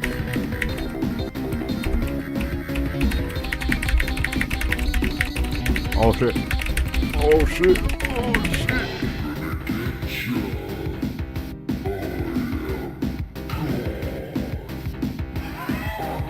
Nah, I will say that too, son.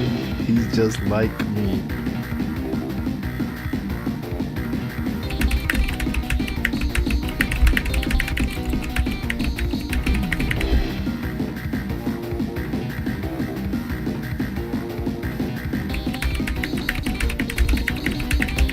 Oh god. Okay.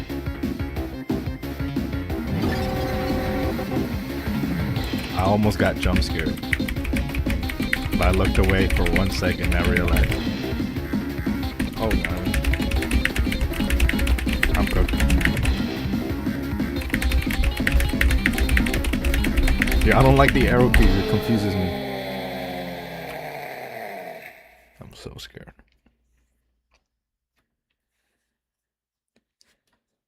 I love net spin.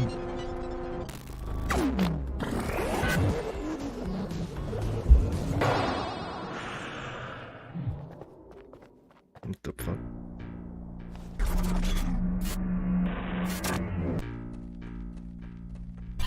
Yo, I got a baddie. Huh?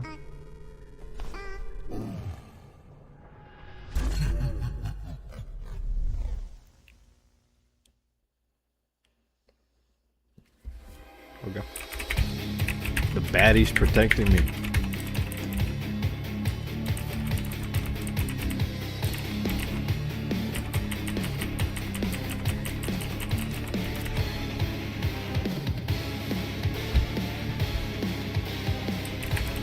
I'm dead, son. Oh, I'm not. This is some bullshit again. Yeah, I'm quitting. I have notes that I have to press. Oh, okay. That's some bullshit. Quit.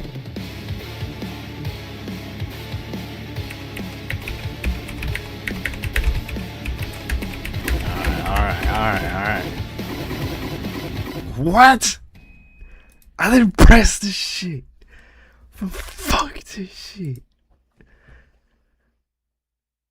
We playing Tennis Masters.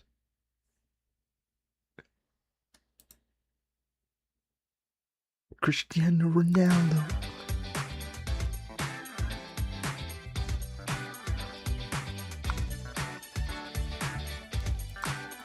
Oh, that's my favorite.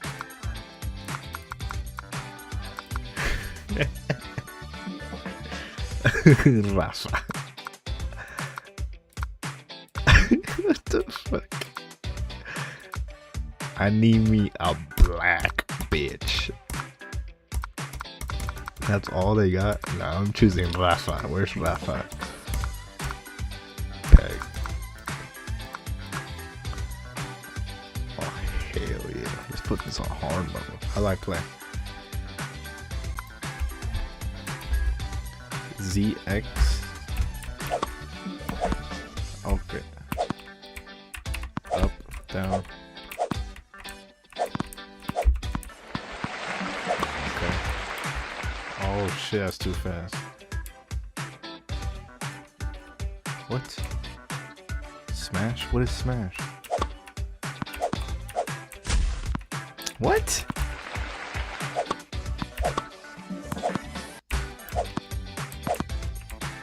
Okay, I'll get it.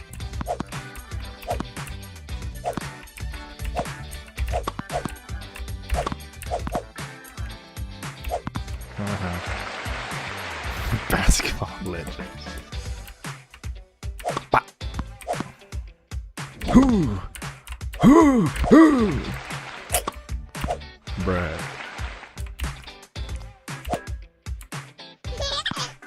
What the fuck? Did he confirm?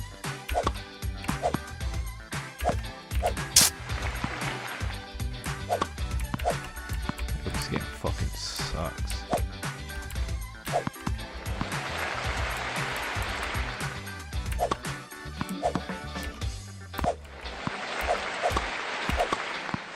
Bro. Okay, how? How?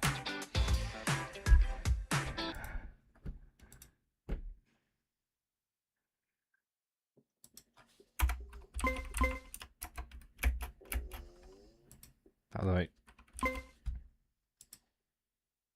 start select? Why is that?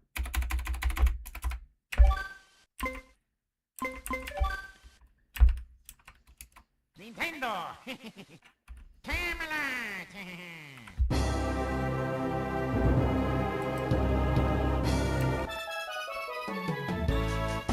Who are these niggas?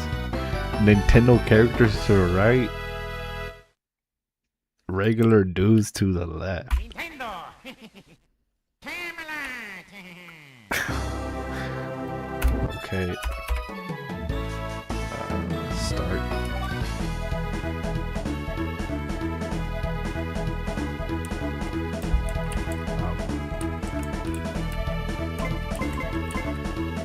Rascal and Tomboy.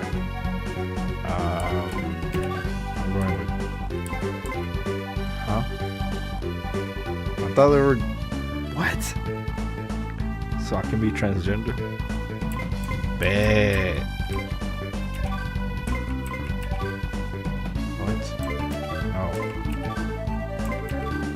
Alright. Writing. Yeah.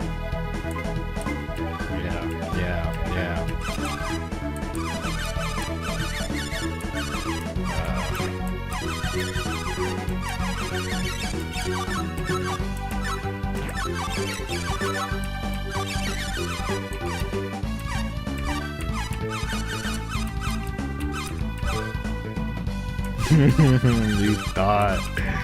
You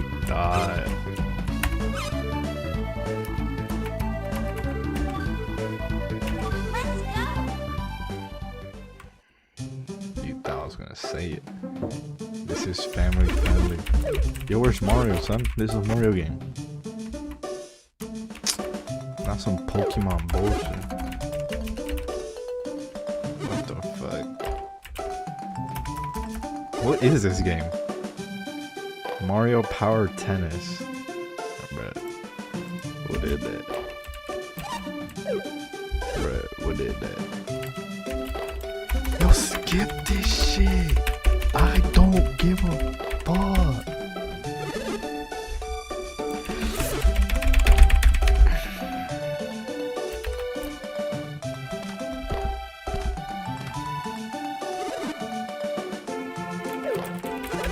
Bro, it's too much talking. I'm already got that core. I'm gonna quit.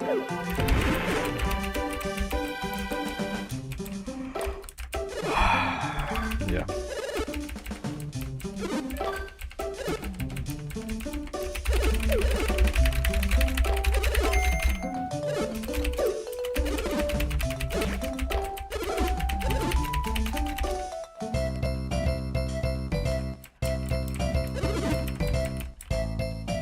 This is Pokemon.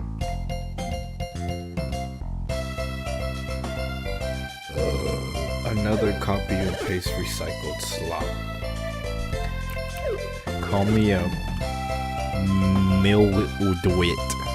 I don't have fuck reading. I'm an uneducated black person. I don't like to read.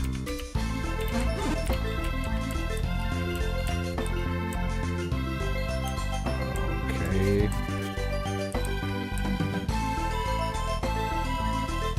Stop playing this shit.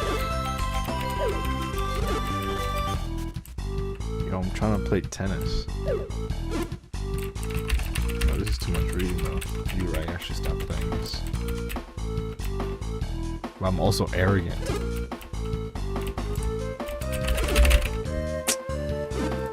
No gameplay, just straight talking.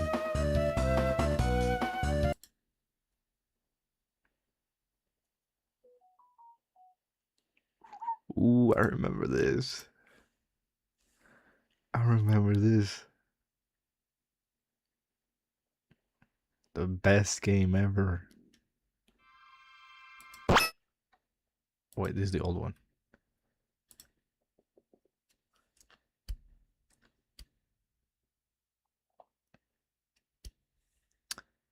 This is the best one. I used to whoop y'all asses on this. Okay.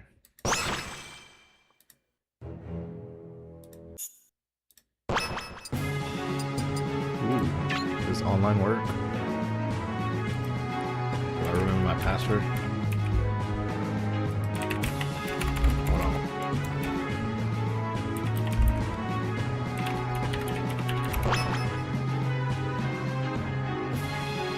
Let's see if I still remember. How do you refund it? Go to your Steam. Go to help. Steam support. Go to purchases. And right here, click on the purchase. This one. I'm gonna send another request. I already sent it anyways. It didn't work.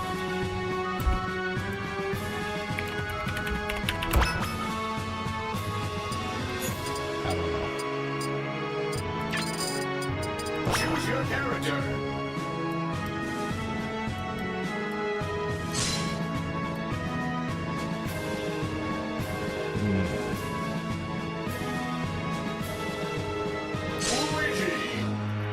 I'm the best.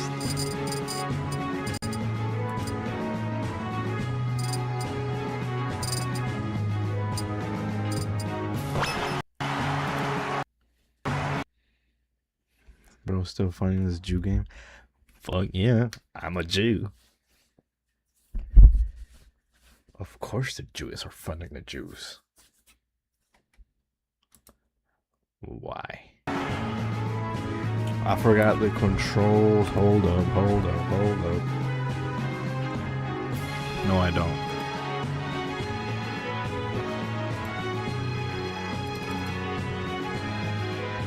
Whoa.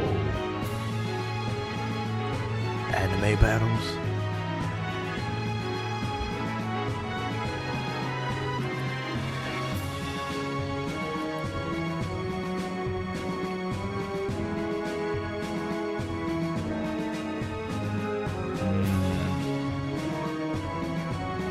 So it doesn't work.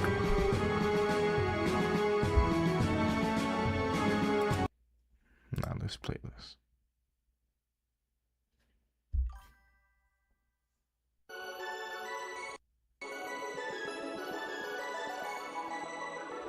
The gifter has to refund now.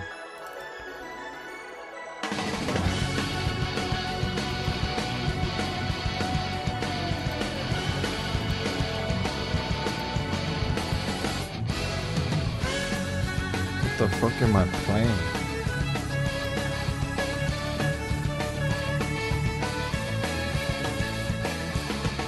Pull up on refund.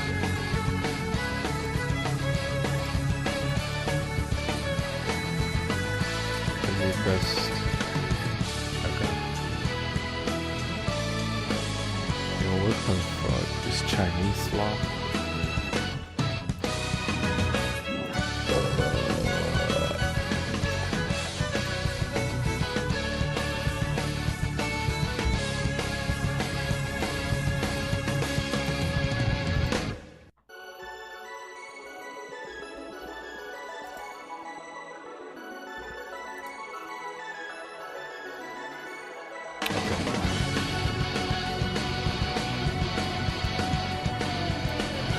Okay, I got the request now. You can refund it. I already did mine. If you want to. I don't know, it's up to you. Oh, it's done. What the fuck? Arcade. New game. Let's go hard, because I'm hard. How does it control? AD, S defend, J attack, jump. Oh shoot. There's freaking Arlong here. Kaneki. Goku. Majin Buu Vegeta. Mid. Some monkey. Supersonic. Gotenks. A nigga. Another one. What? Who are these guys? Bowser's naming a anime character. What?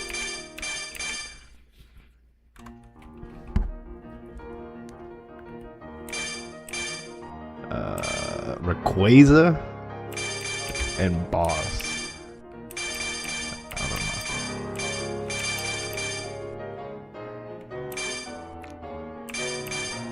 know. Now give me. Here, I'm gonna be Eduardo. I'm gonna be Eduardo because Eduardo loves this game. I mean anime. I'm versus Super Saiyan 4 Goku.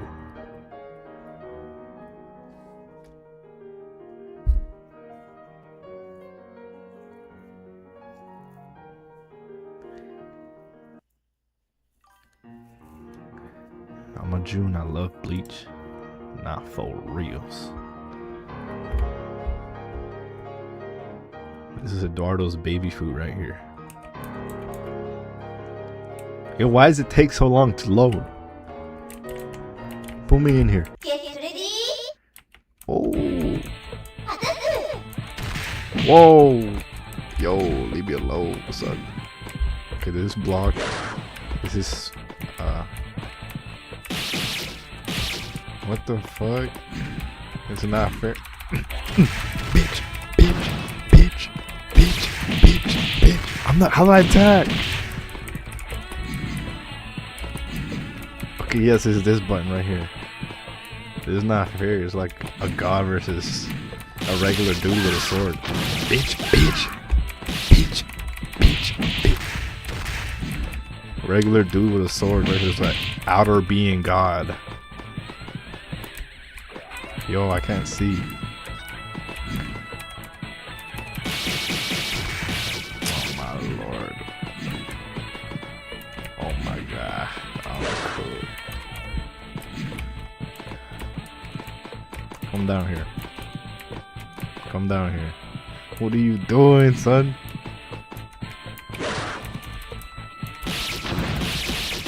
Spam. Alright.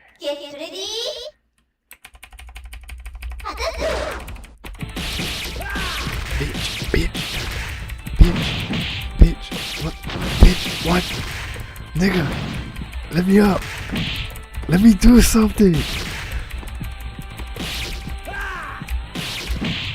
Is there combos? What? Okay, how do I do like a little sangetsu or whatever the Jews call it? Oh my god. Put this shit on easy mode. How about that? Arlong? Yeah, let's do Arlong.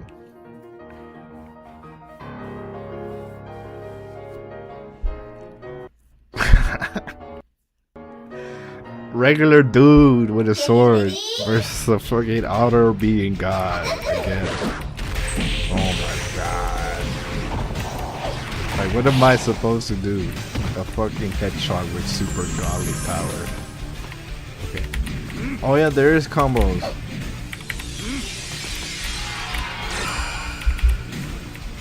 Okay.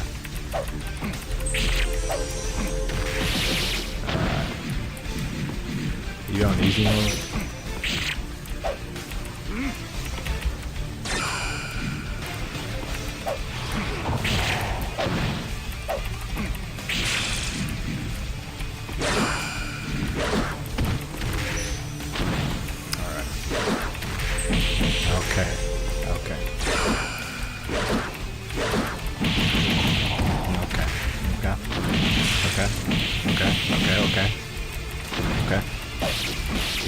Bitch.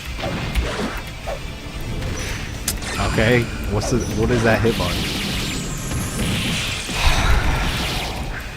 Okay, alright, okay, we got it.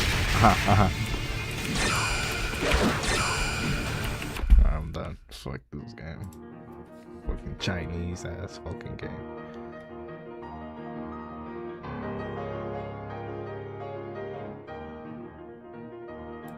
Stickman figures.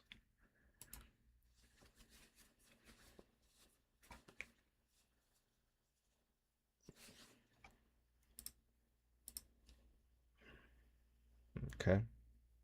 FWQ. What? FWQRB. Oh, this is Indian.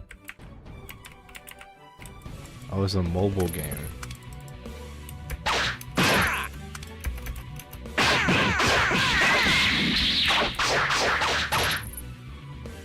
Dash.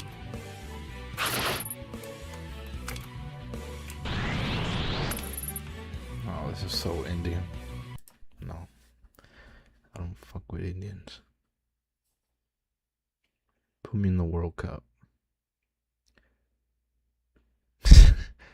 They have Hollow Knight here.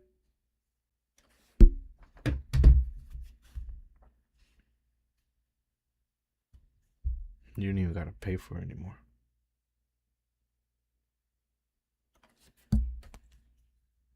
You just go to a website and play it.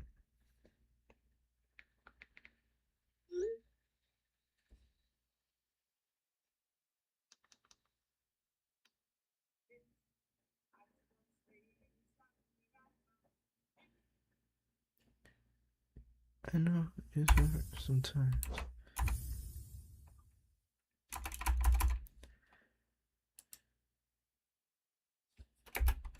This is the actual game. You can play Silk Song here? Bruh, what the hell?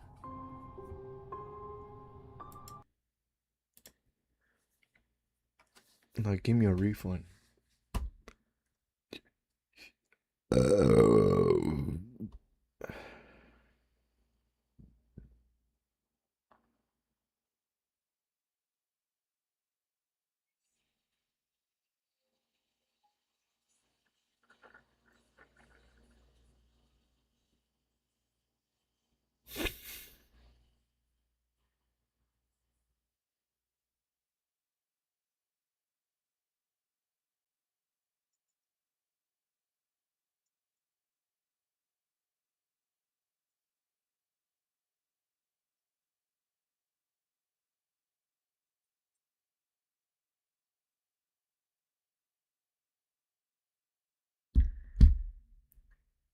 Can I play GTA 6 here?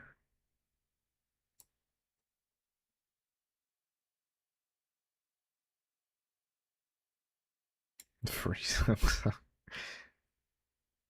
I was like, he's stuck at S6 for 5 minutes.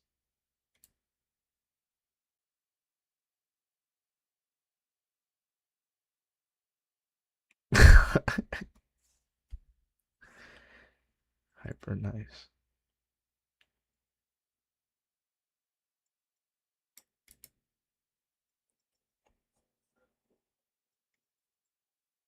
I wonder what I can play here. Hold on.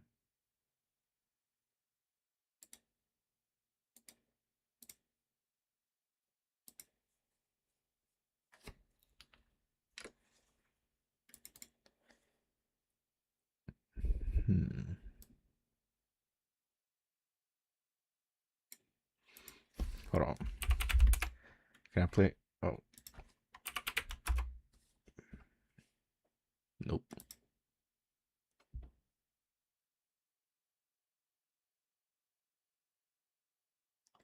I just want to find. I know it's hard sometimes. Hey, don't say that. That's not cool. I take offense. All right. 2026 we just stopped that already.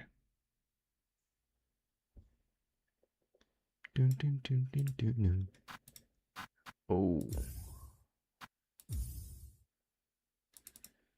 No, wait, this is the actual game.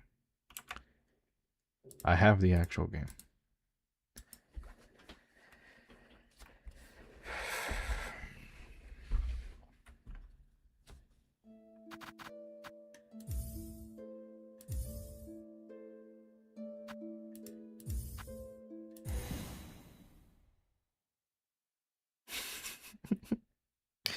They just copy and paste it. That's funny.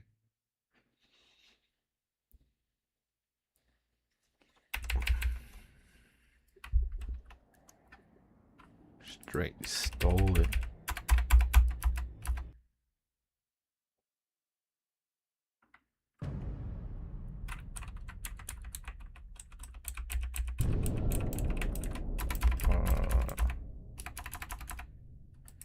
Come on, too much reading. You're a LARP. Yes, I am. I am the god of LARP. No one can out-LARP me. Trend Harper. Whoa. A. Huh.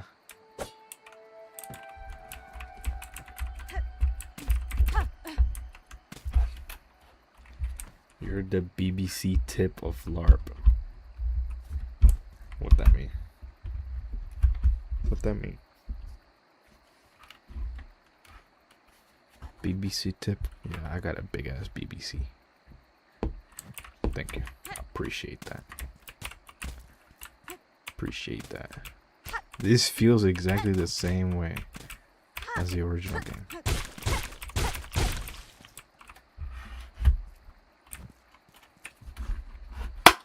Hold up. I don't even have my freaking stand.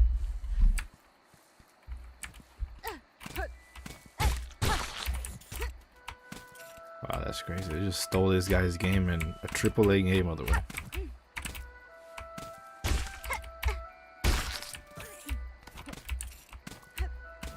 Oh wait, now that I have a controller, I can actually play the damn game. I've been wanting to play it. I bought it for no reason. Oh yeah, this guy. I subscribed to him because he made me fall asleep. So, I'll keep him in my books.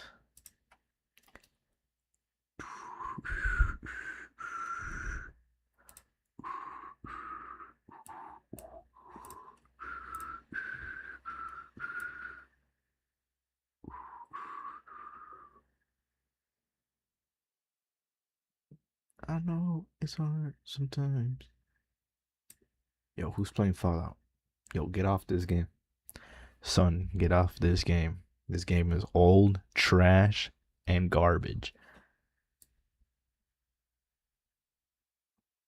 I'm the gamer god here.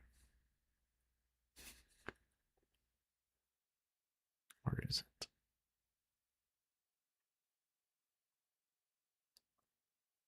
Oh yeah, I played Monster Hunters. The demo was pretty good. That was fun.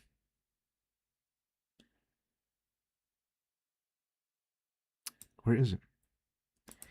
What's the name of it? Silk. Yeah, Silk Song. This will download in like 5 minutes. 2 minutes. 1 minute. Damn.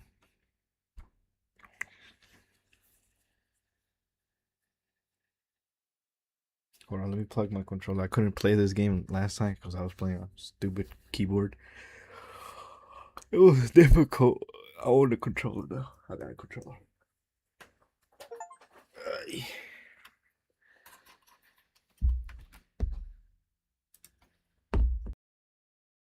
I just want to say that I know it's hard sometimes.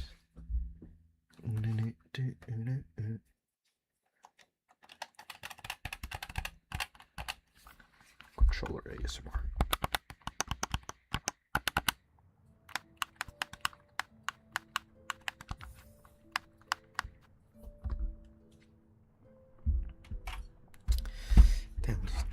Damn keyboard, it's in my way. Okay, move, jump, bind.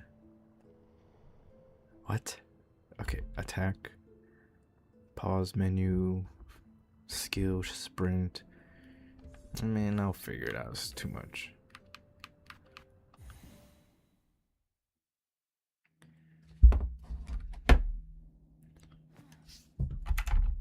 Oh yeah, I got stuck in the boss.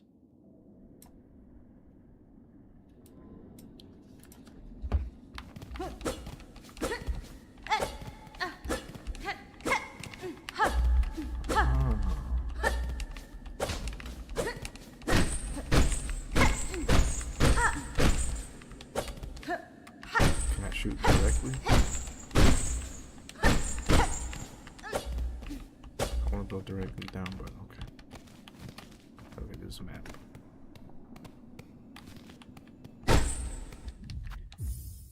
Hold up.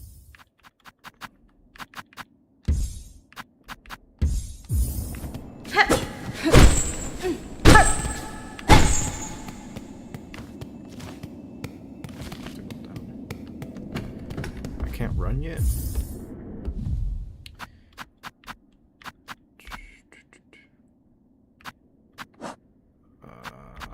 What the fuck is any of these? Okay. Check.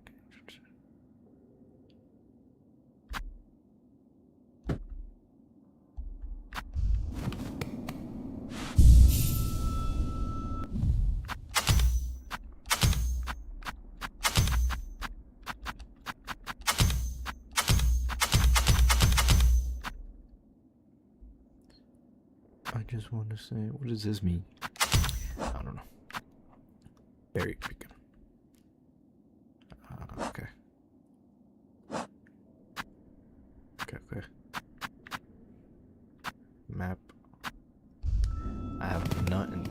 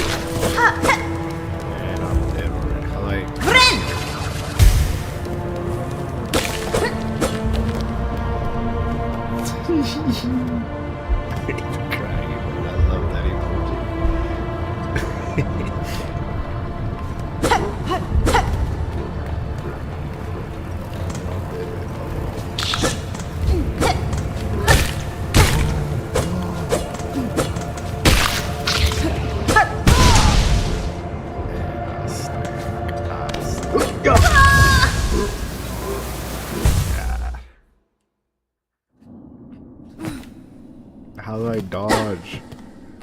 Where's mimic tier? I need mimic tier.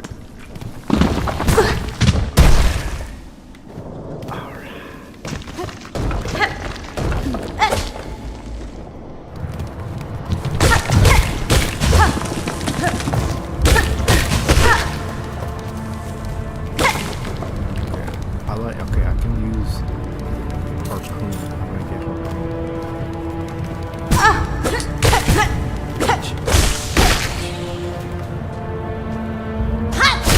There it is. I'm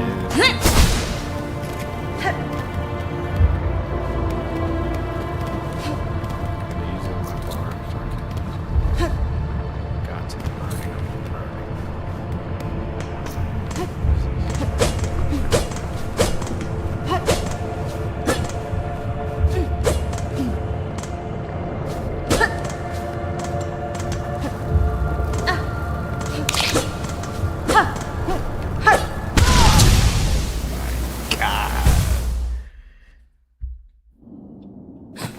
It was not like this in Hollow Knight.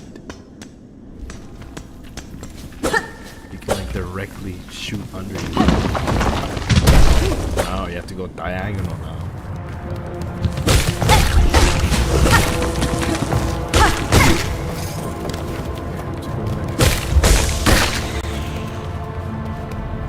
I forgot what button.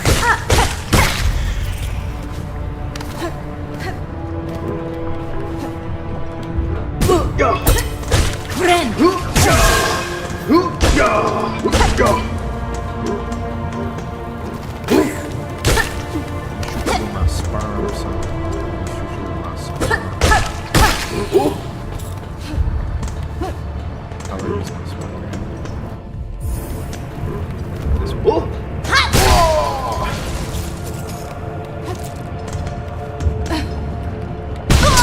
Oh my god!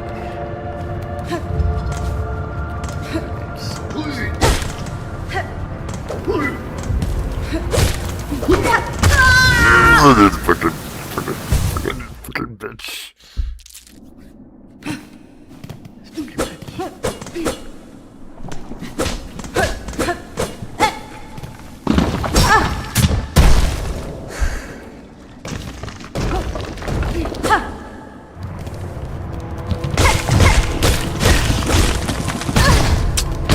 Touch me.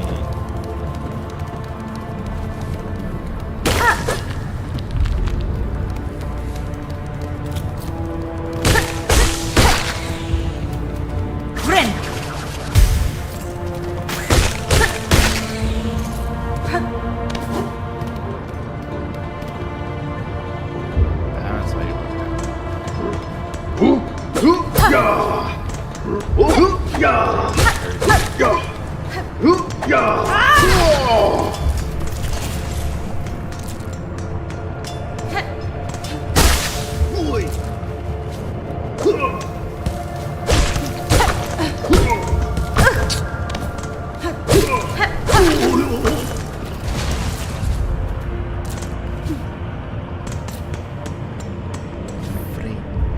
When am I able to die? Oh!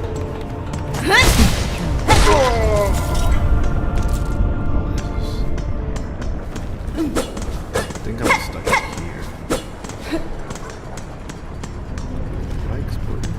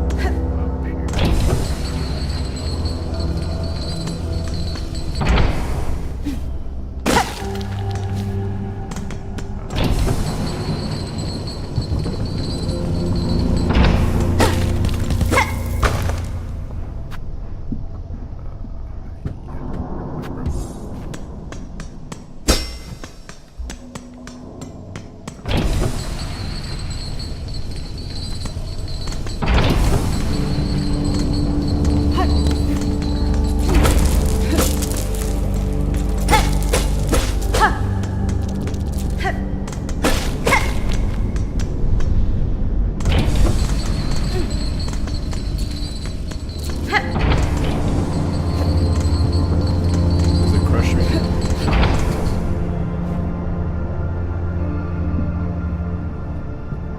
Oh, the game is too loud. I just noticed that.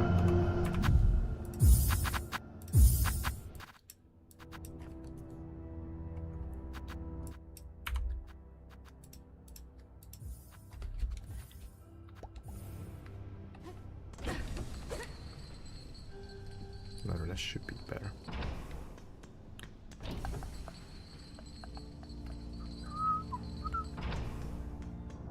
I'm rich now.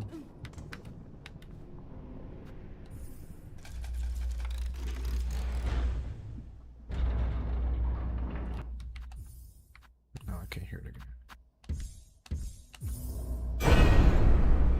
Where's my chair? Hell you.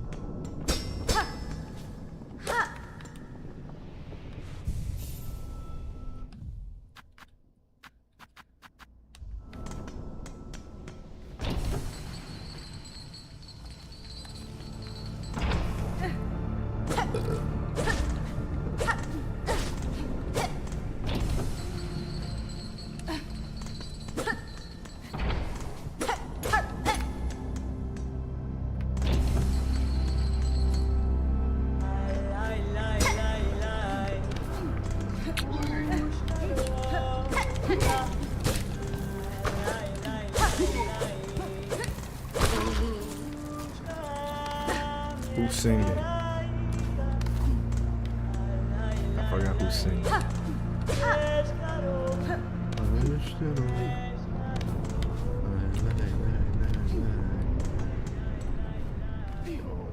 controller's shaking. No!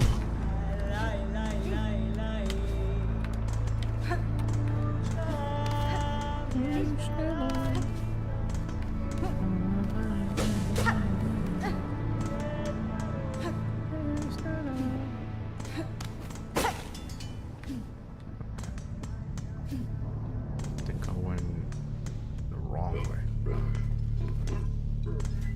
I went the wrong way. I need to go where that singing lady is. Oh, what's up?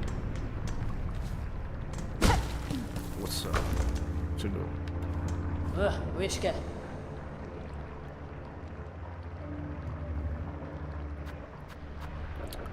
I need this. I need this. Pins the. Okay. Pins vendors. Okay. 2 marketplaces.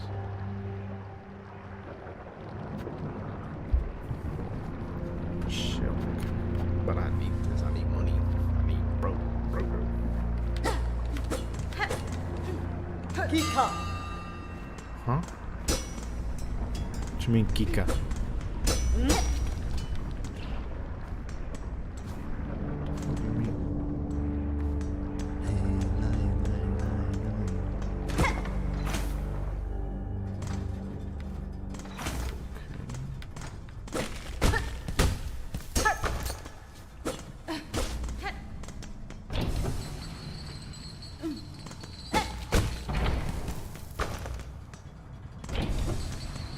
No.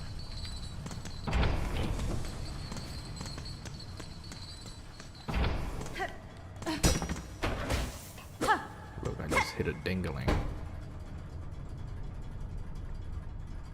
Okay. Okay, use this information.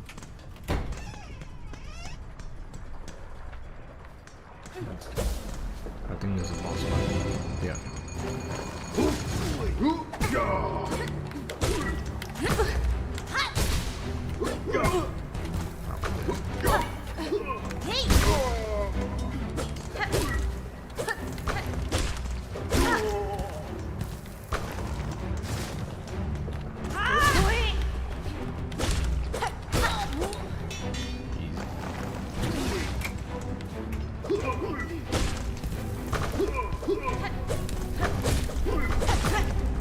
All of them.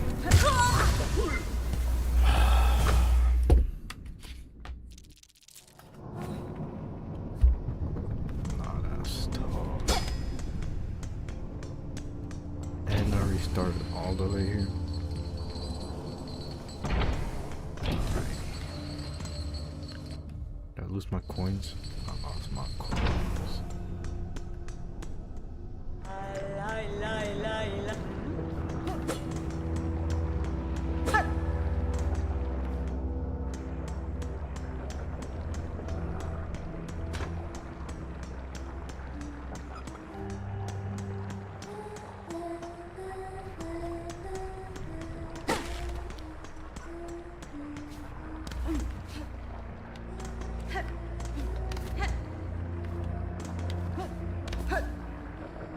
Ooh, let's go.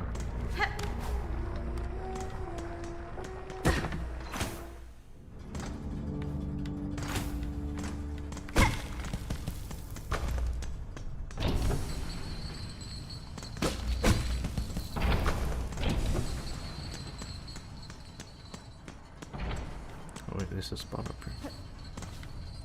Oh, I ain't been here.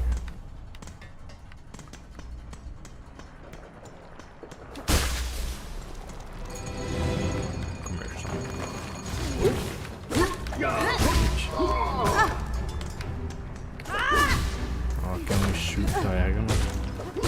Give me horizontal. Give me power.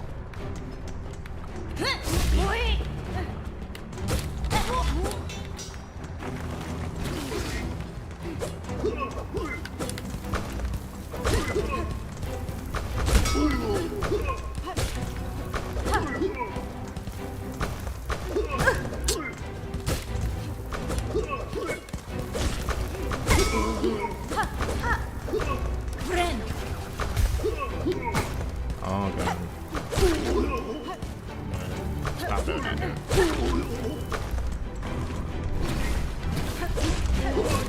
Oh.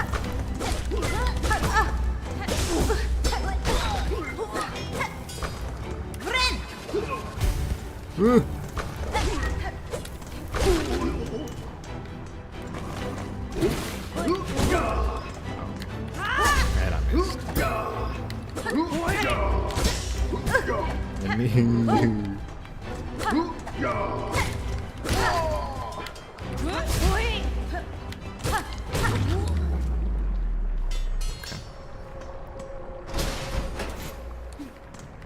Let's go.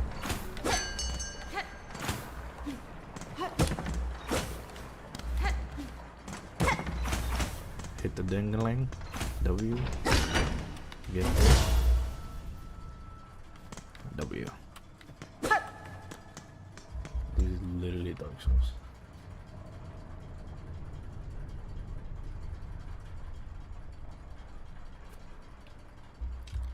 This is literally Dark Souls. I just got a freaking chuck hat. Oh my god.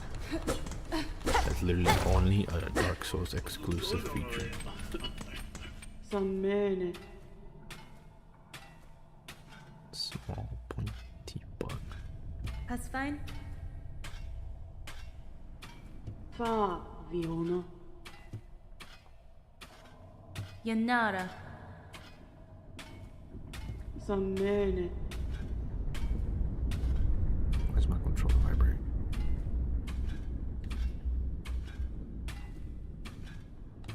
Hironare.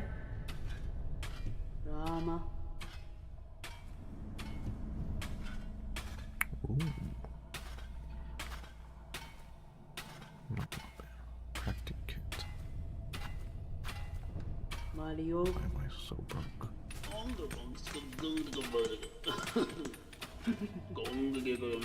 Fa, Viona. Oh shoot.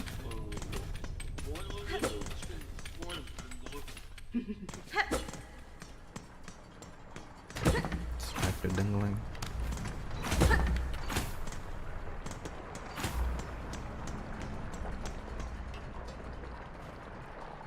Okay, can't get over there.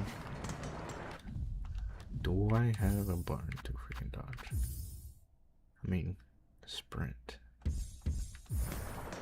Apparently I can sprint.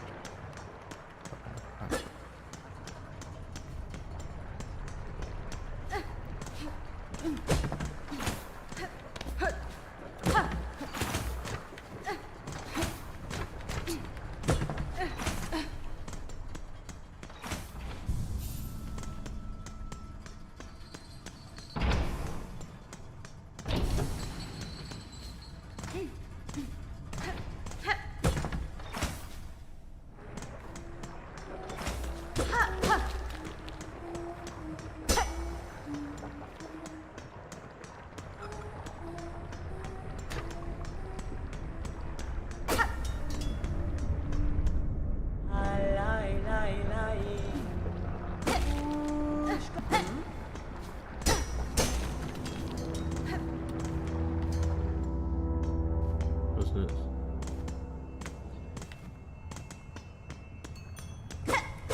Another box.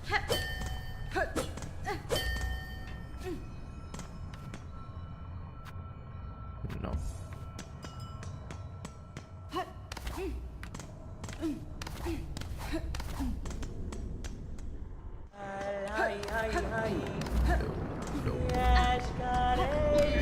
Yeah.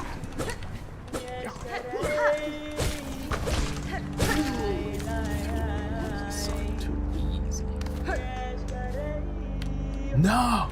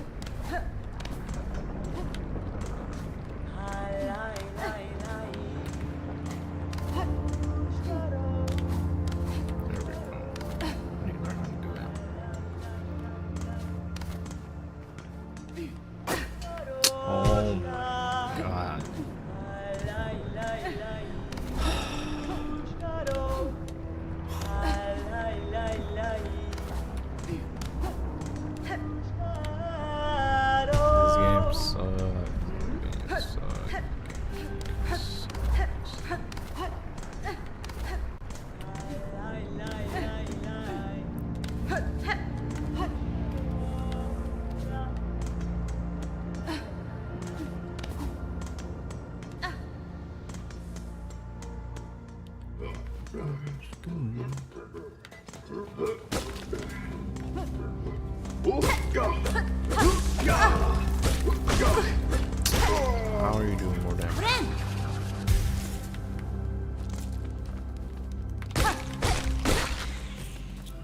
Oh, that's hot.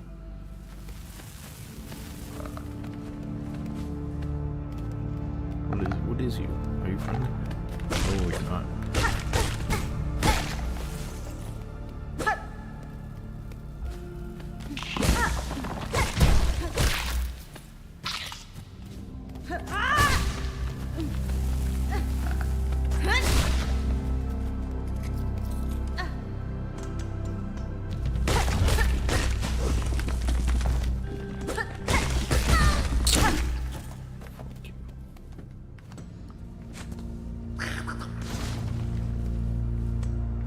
Okay. Ooh. No way.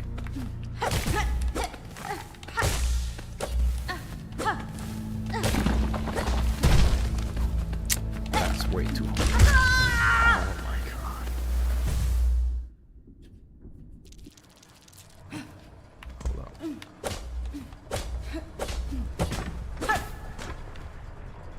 Expect me to do all that. Damn.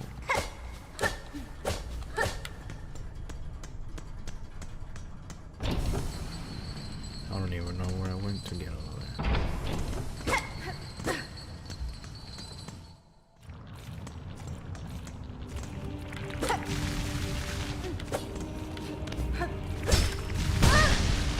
What the fuck?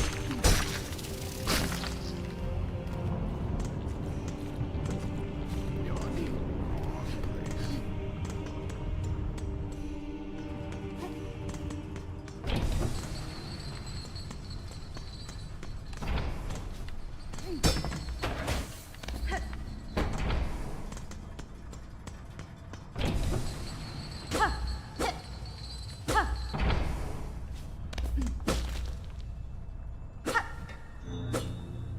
Whoa.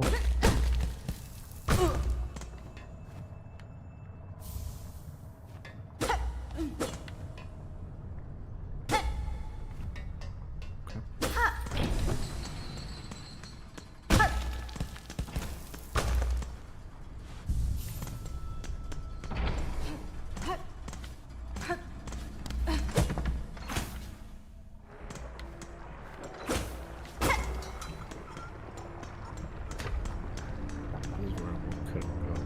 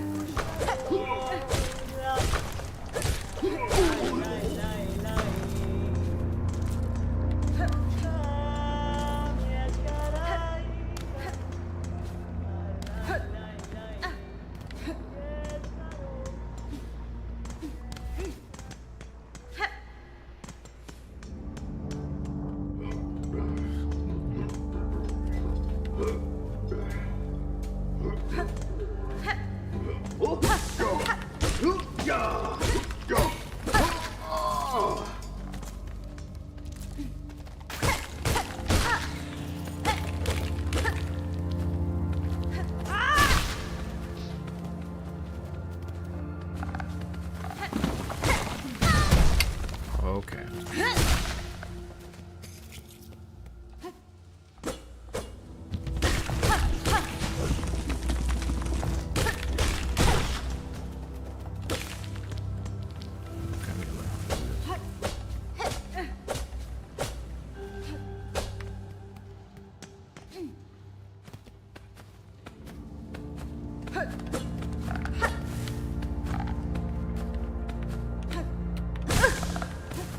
Friend!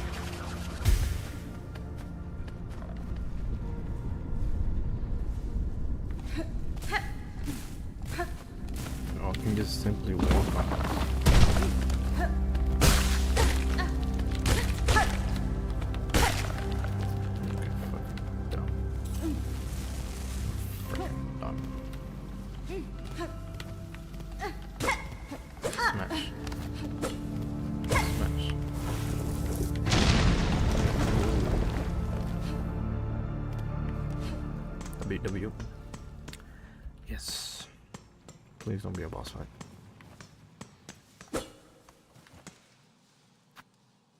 Yes. Give me, please.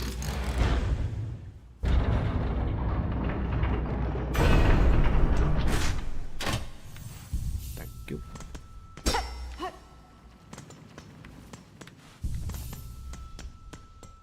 Thank you. Not what we're talking about. Oh, how much health do you guys have? Damn.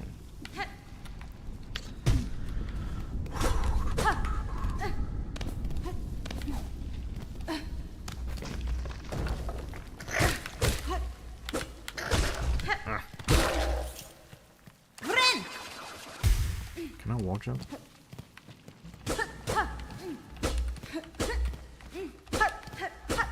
No, I can't. Whatever.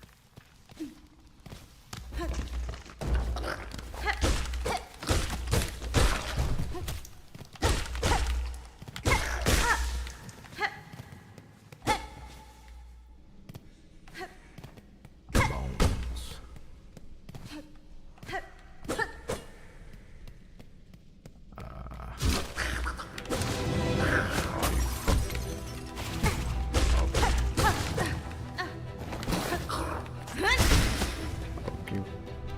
Oh, it's chasing me on the ground.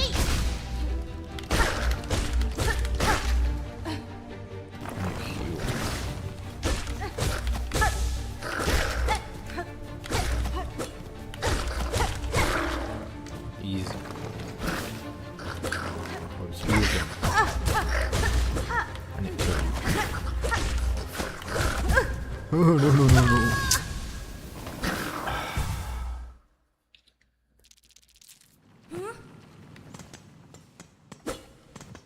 Okay, kill the flying bitches first.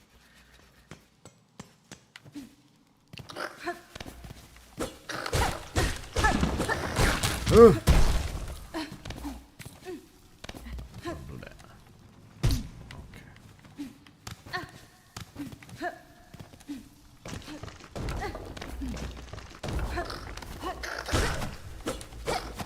Oh my.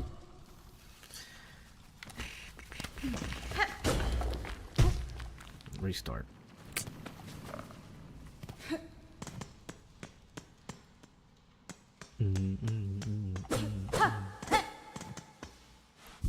Need that extra health.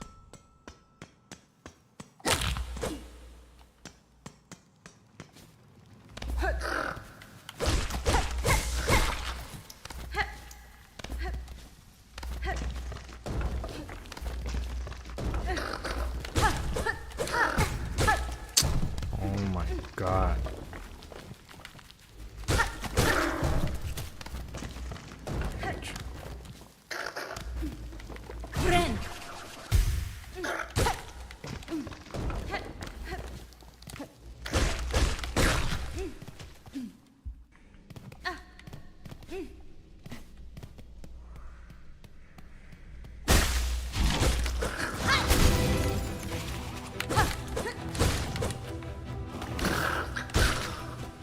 Okay.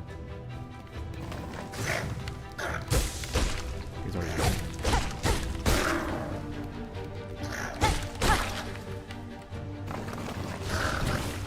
These aren't mine. Okay. Boss. Dead. Simple. Flawless.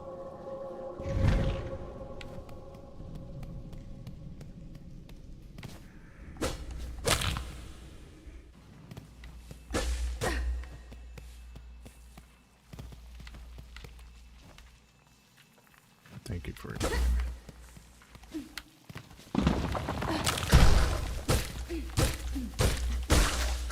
Oh shit.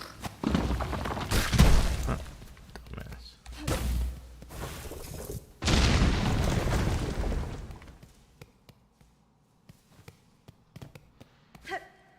Oh, shortcut.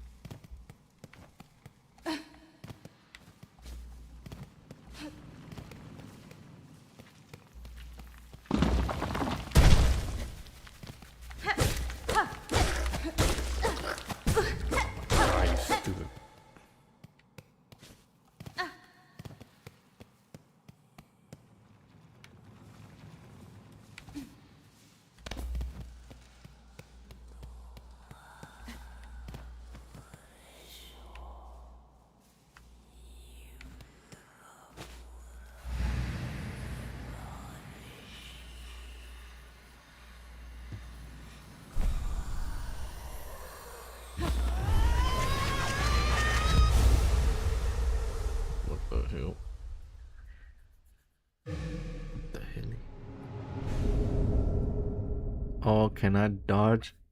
Yes. Oh wait. Never mind. Sprint. That's still good. I can finally move my legs faster. Oh wait, this is dodging. Like running. Ooh. Finally. Now I can get to places I couldn't get before.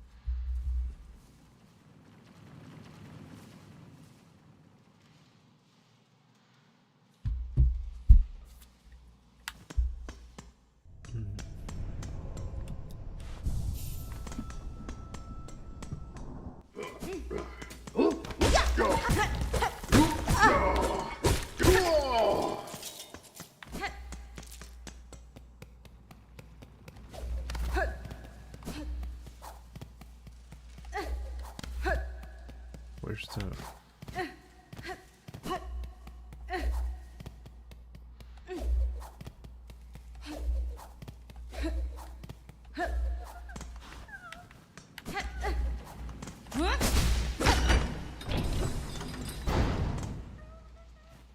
Okay.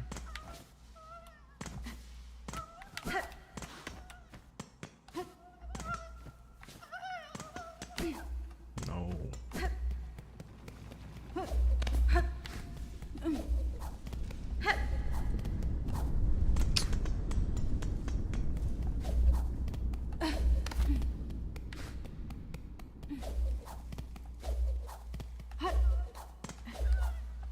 Okay.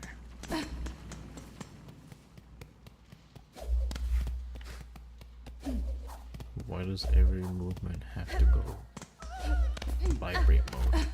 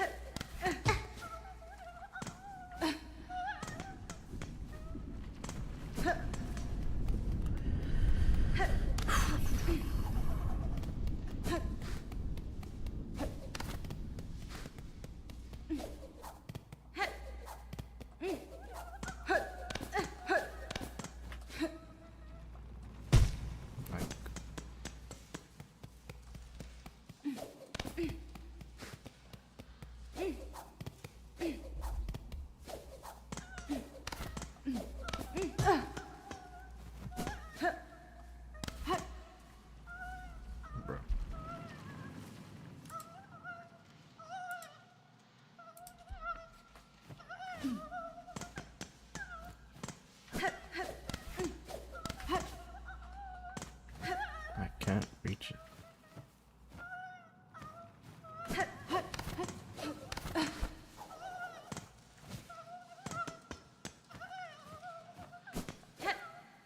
Ah, I quit.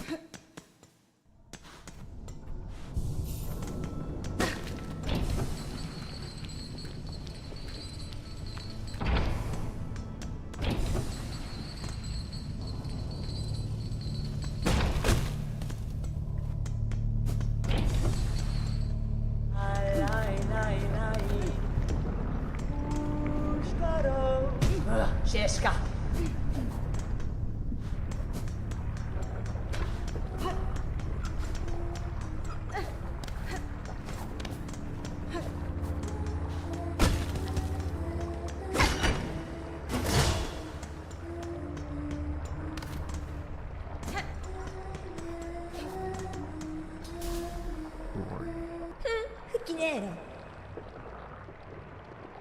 Okay.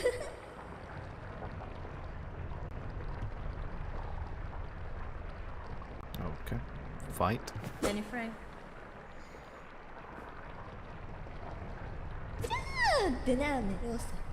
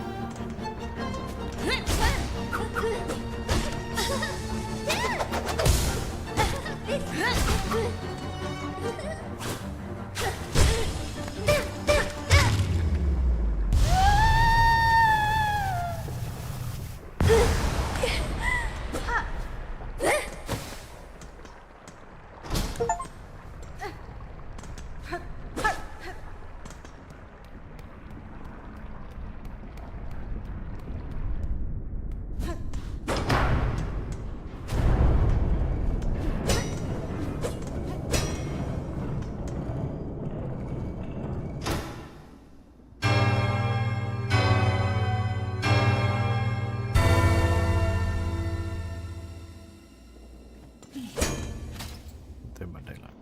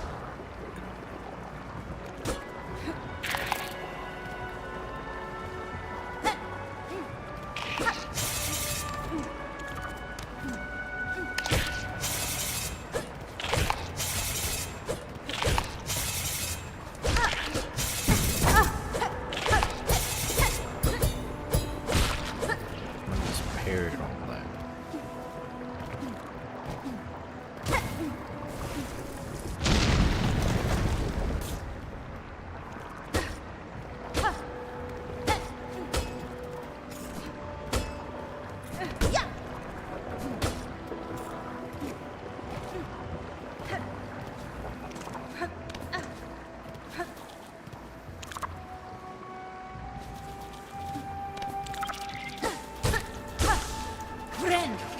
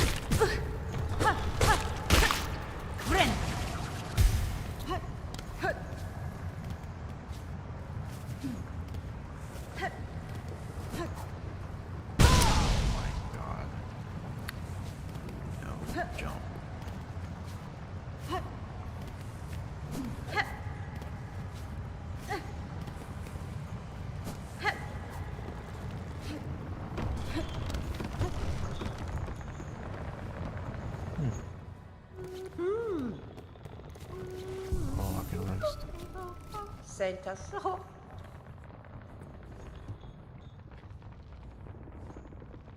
Fadastama. Hello, bem. Sentação. Madon.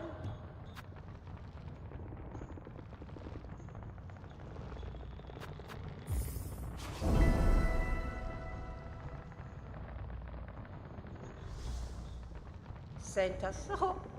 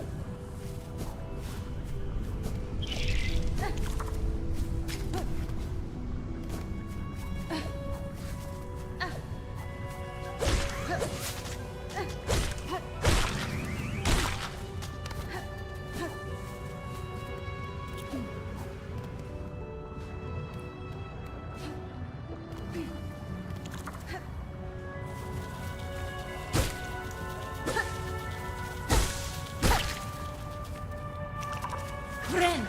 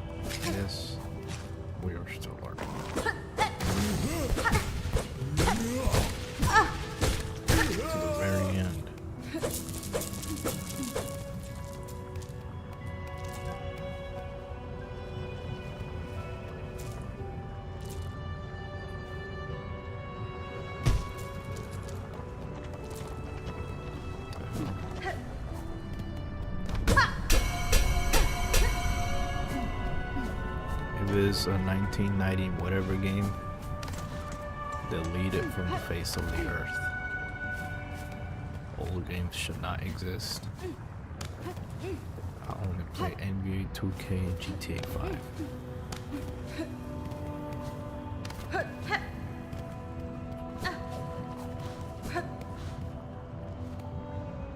Yeah.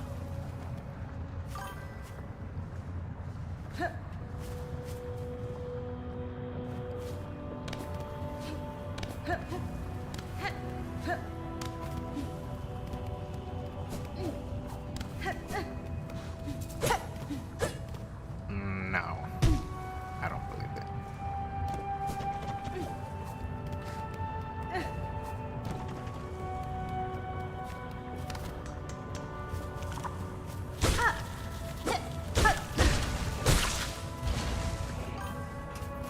This is walking. Ren! Shit is so boring. I don't even know what to do half of the time.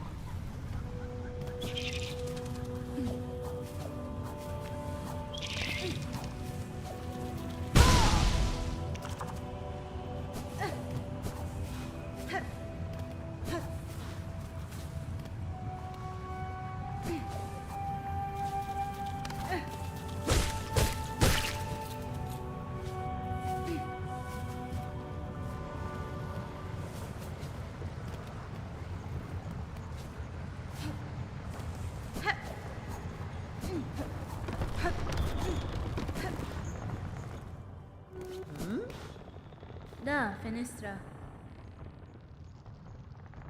Parida, sia.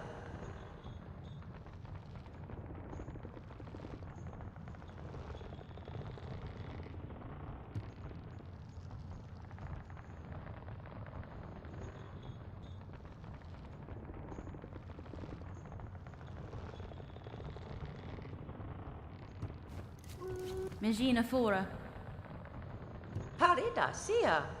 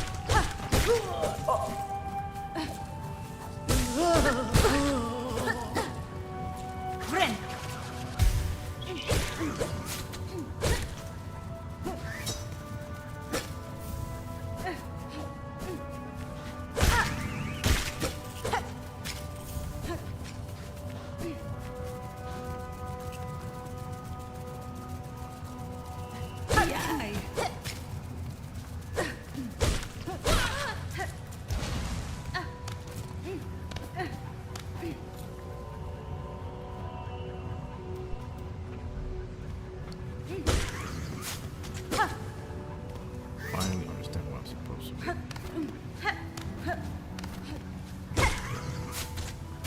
need to break these.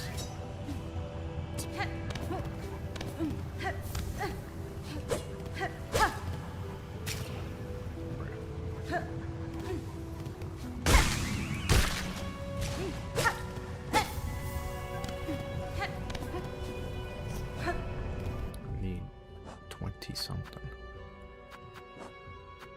25.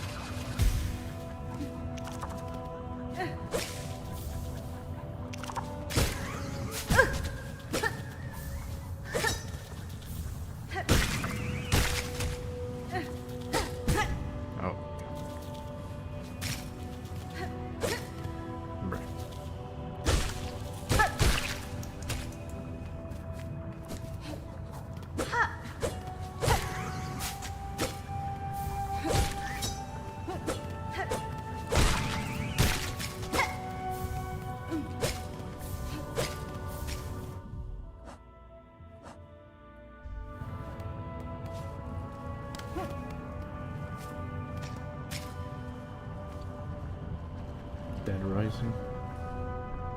I've heard of that. I don't know from where though.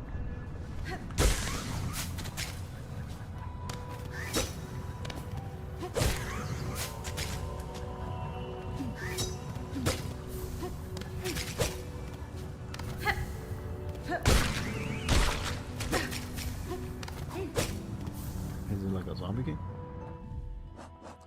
Two more. I think it's a zombie game.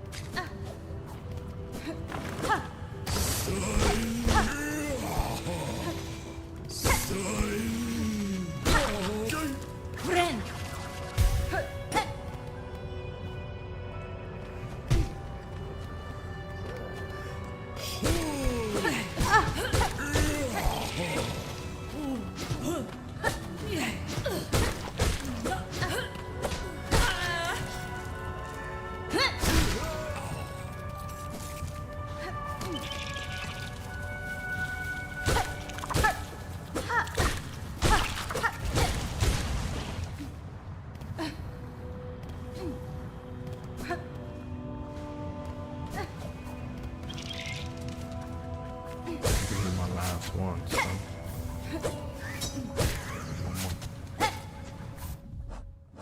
There we go.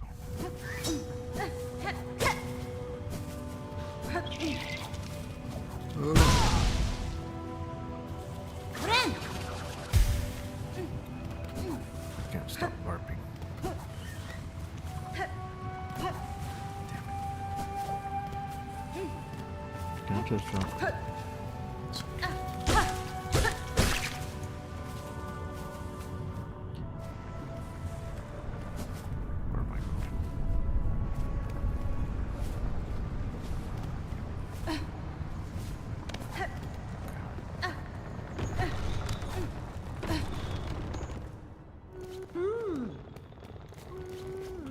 Qu'est-ce qu'on mêle?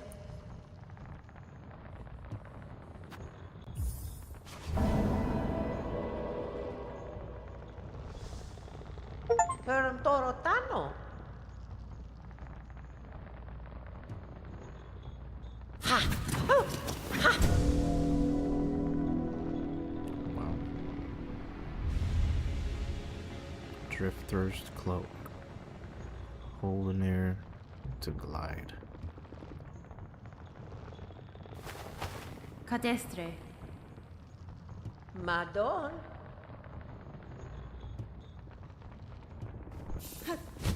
Él lo ve. Caspin. Qu'est-ce qu'on mêle?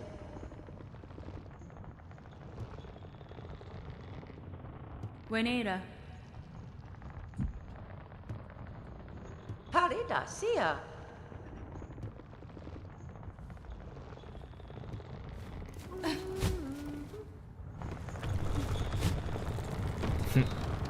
Stupid as fuck. Oh wait, I can glide. Ah, this is what it's for.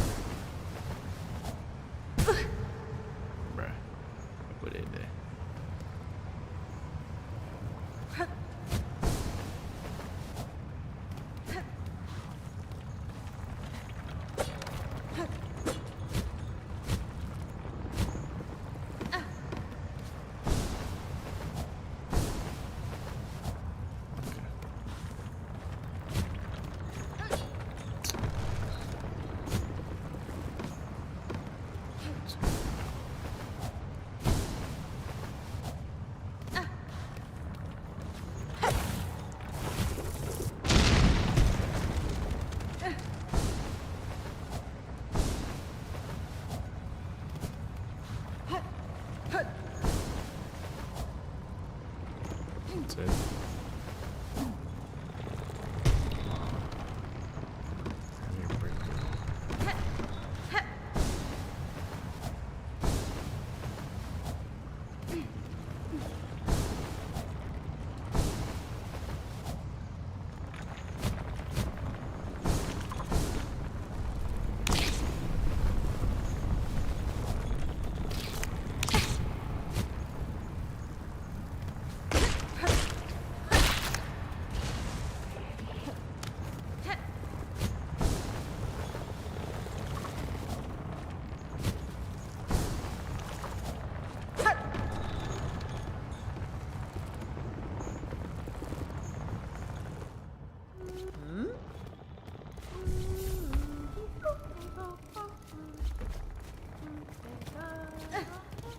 Madon.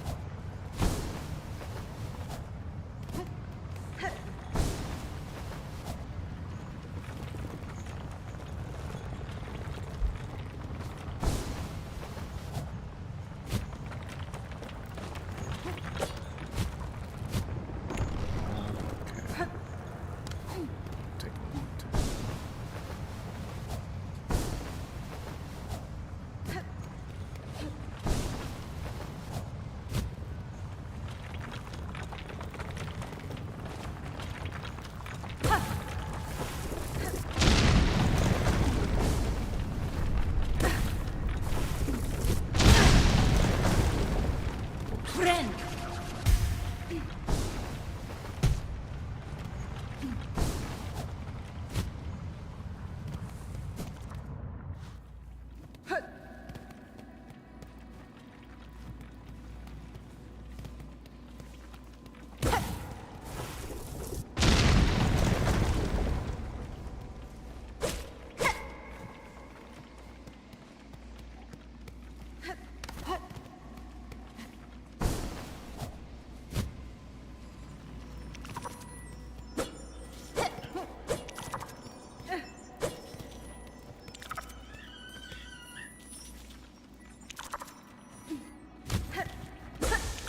What's this?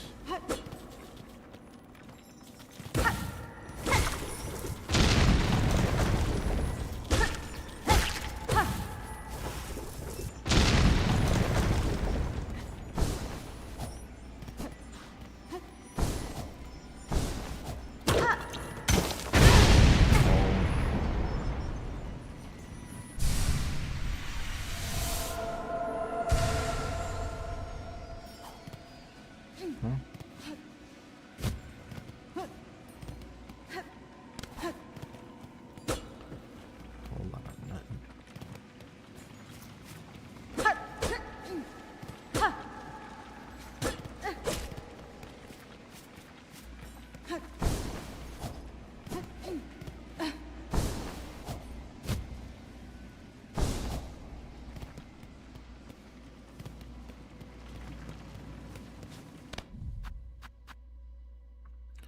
Complete the message on the shell to protect. Wow.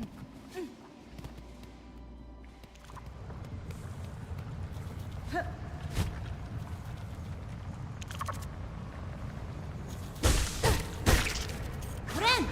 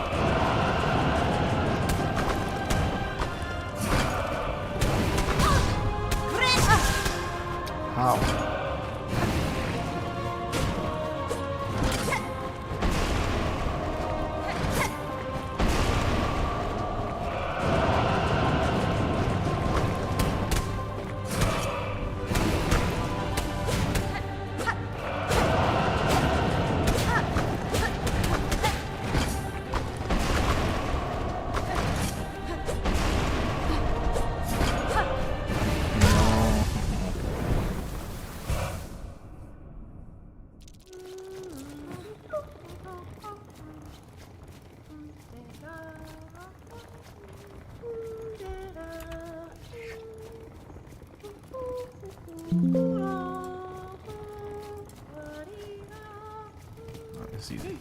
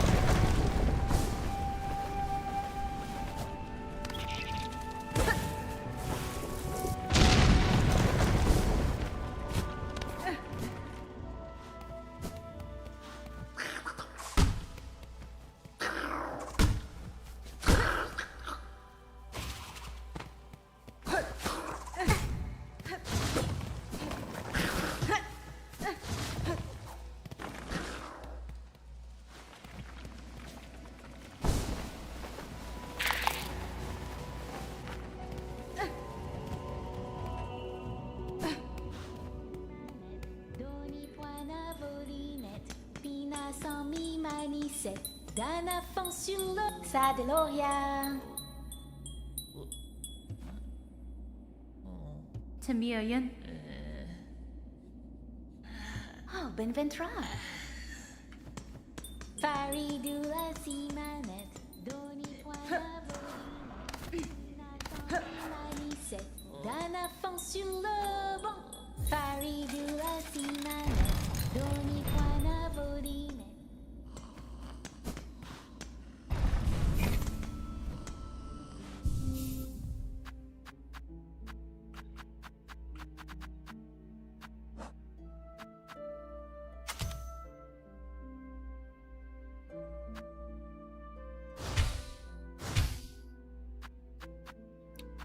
Okay, I'm good.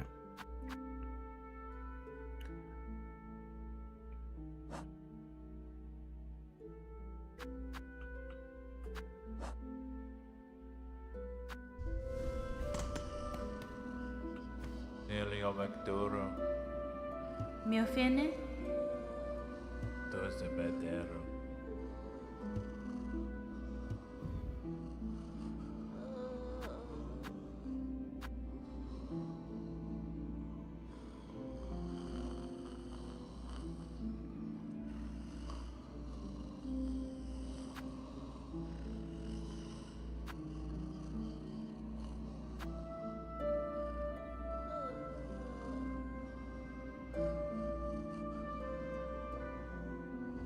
Oh, c'est a power.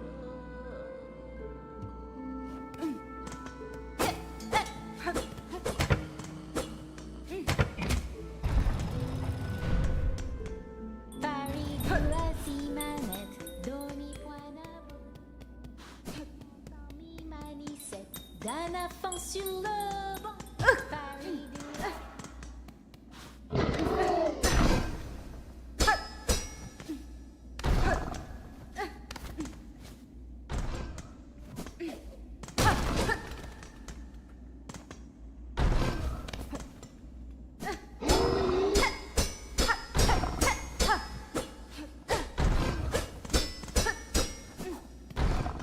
Manisette, d'un affant sur le banc. Faridula.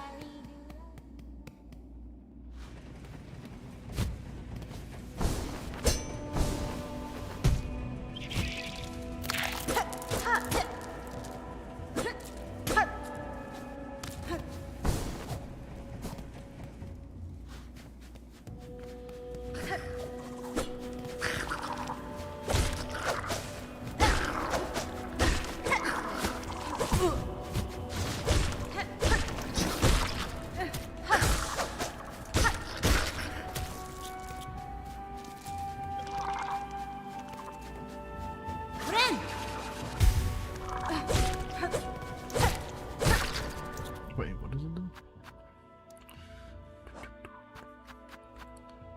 Shields the bearer as they bind their wounds. Okay.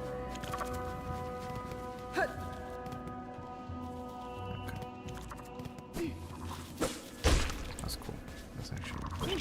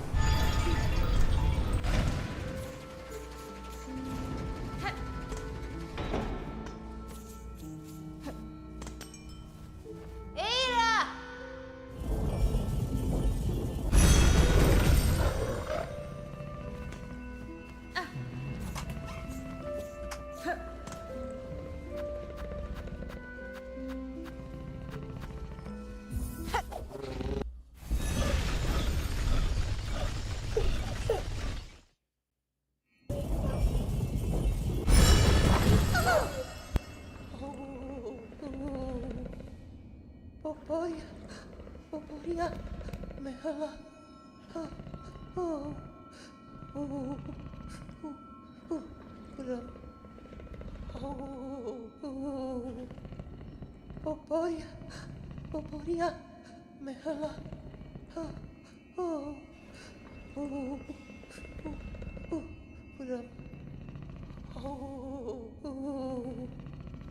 Poporia, Poporia, Mehala. Oh, oh, oh,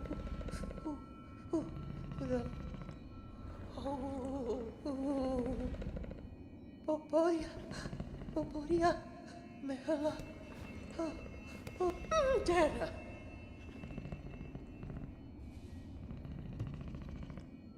Oh, Dana. Oh,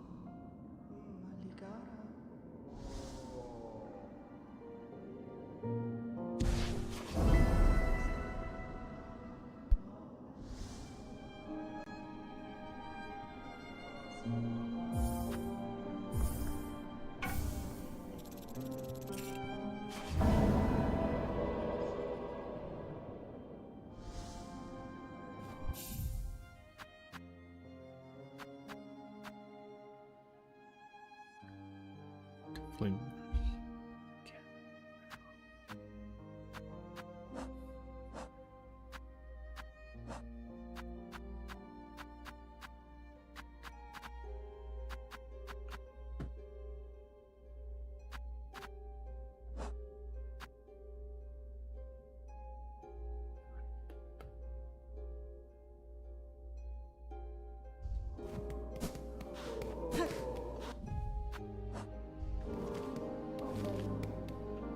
Poporia.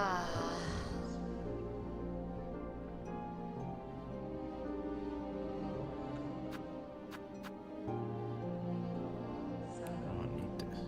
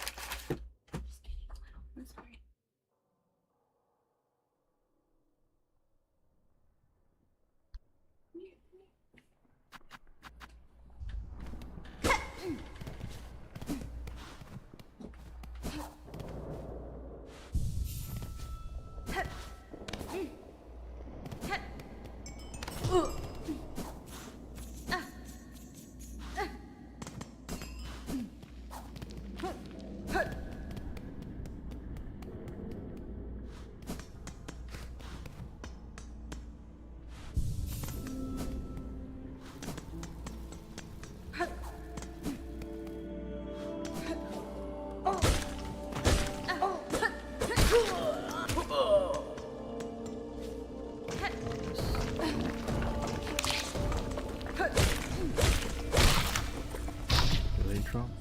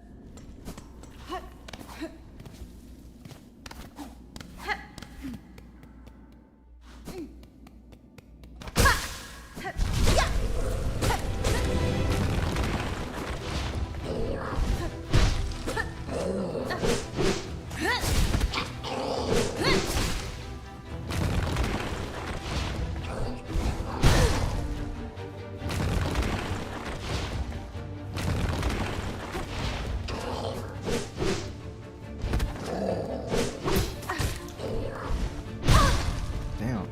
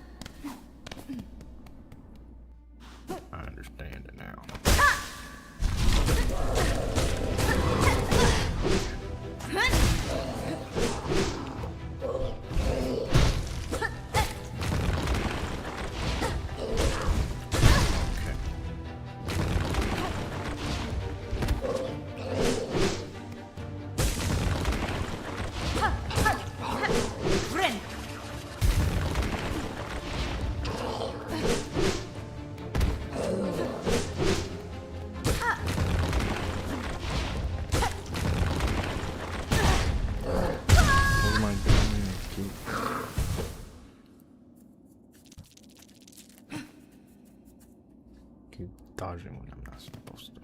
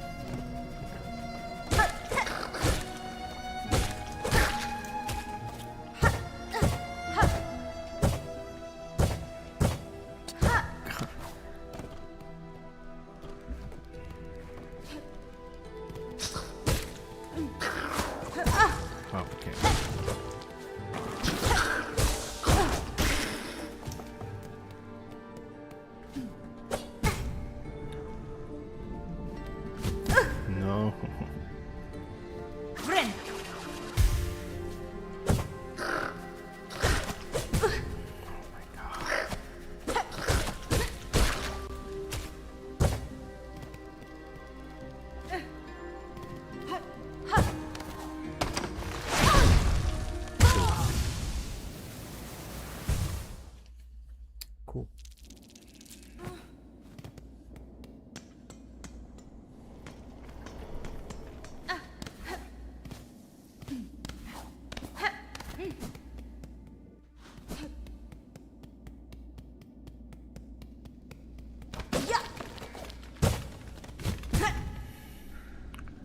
Can I just do this? Yes, I can.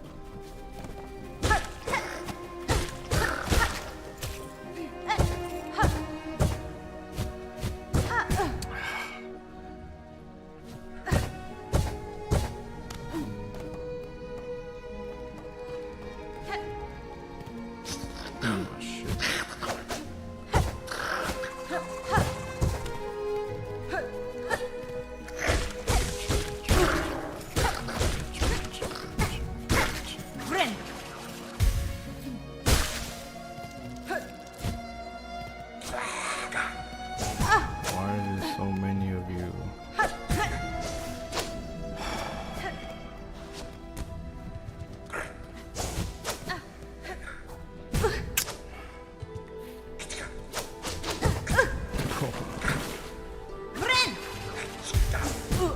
Bro.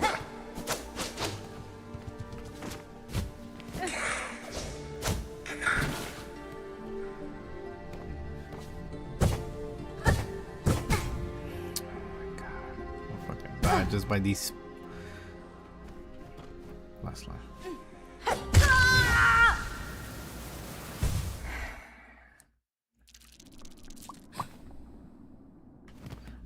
Fuck this game.